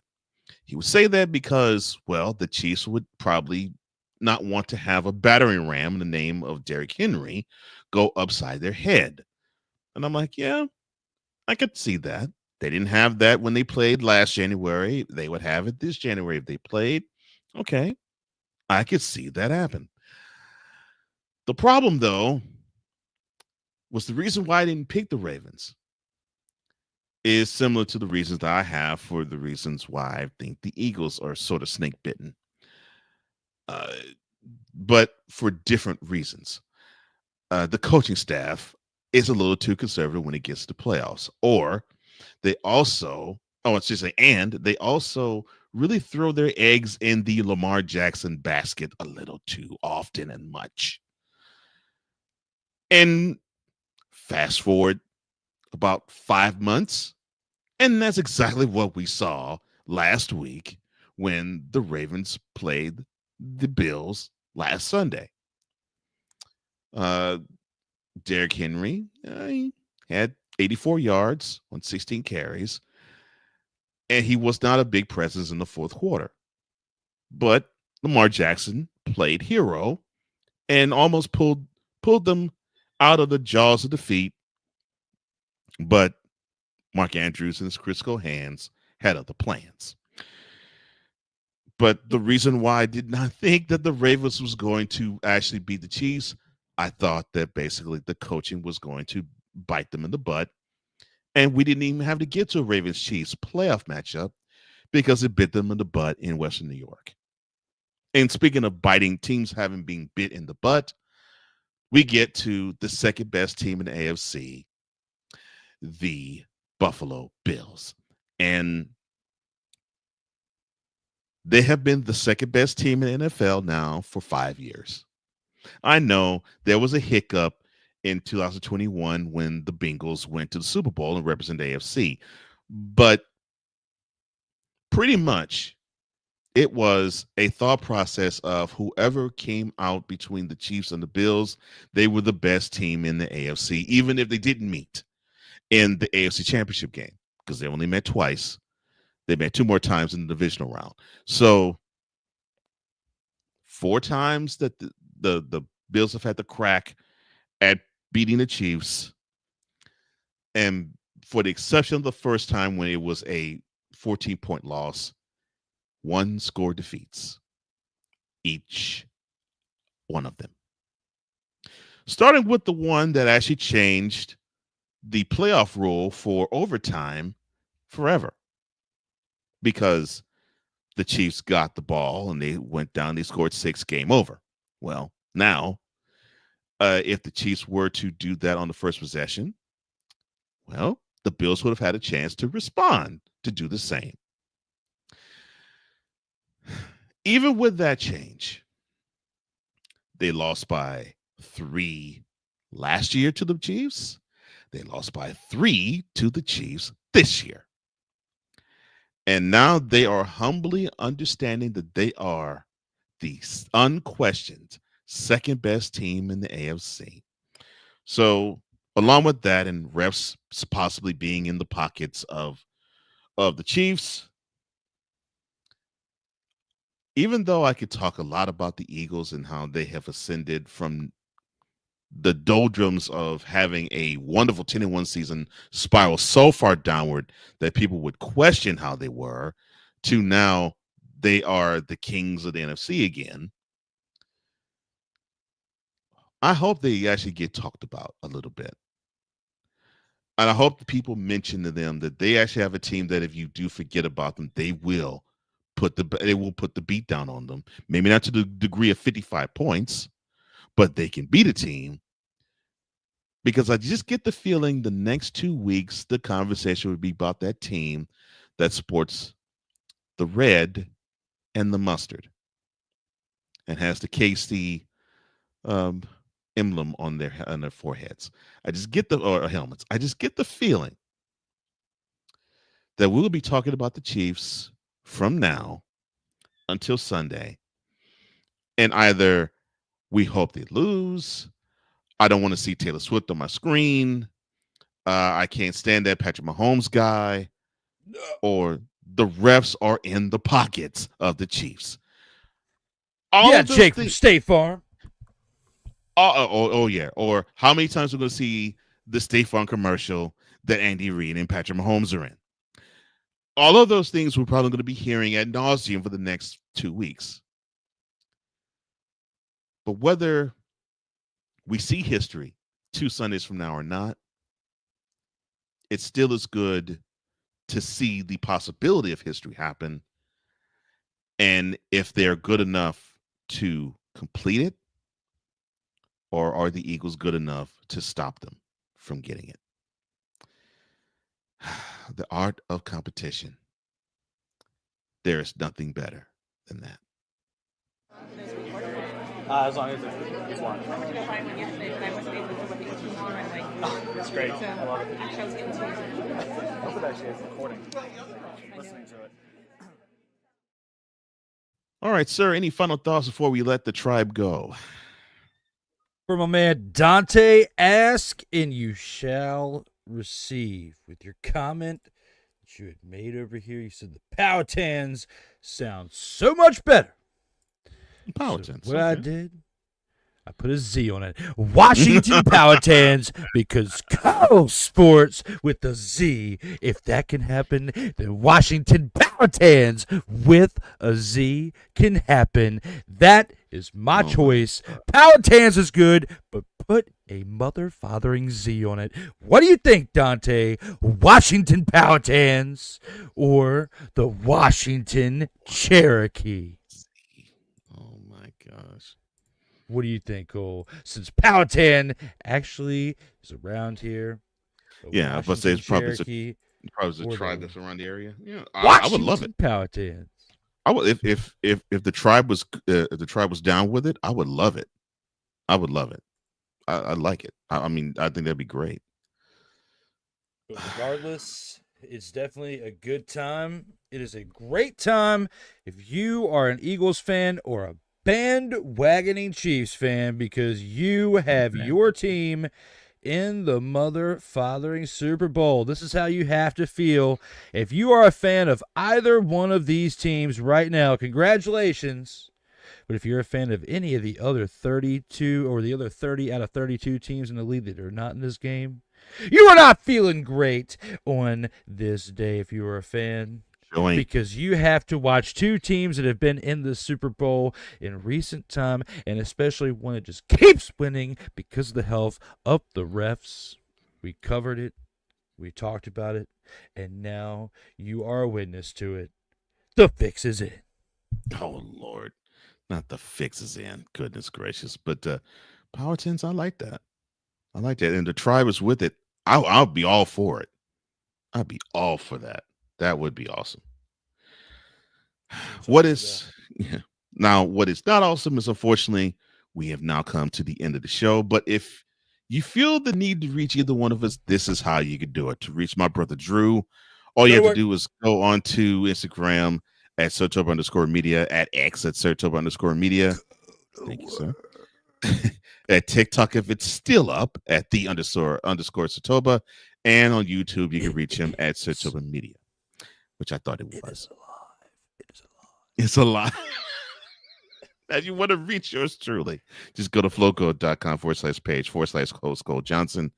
That is flowcode.com/page/host Cole Johnson. Yeah, it's alive too. Goodness gracious, it's alive.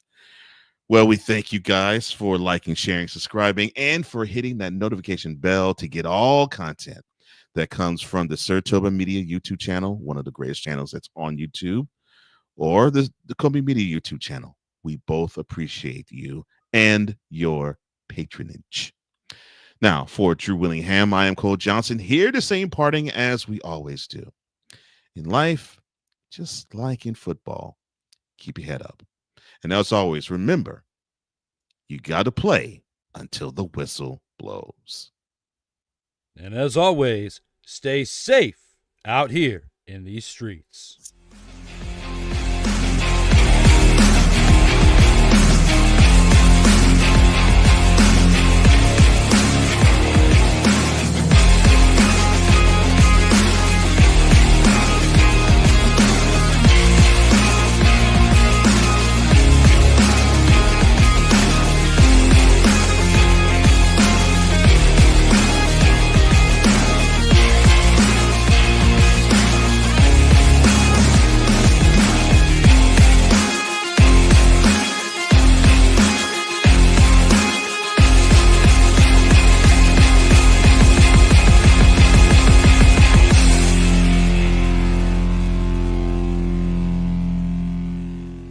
Dante said he likes the Z.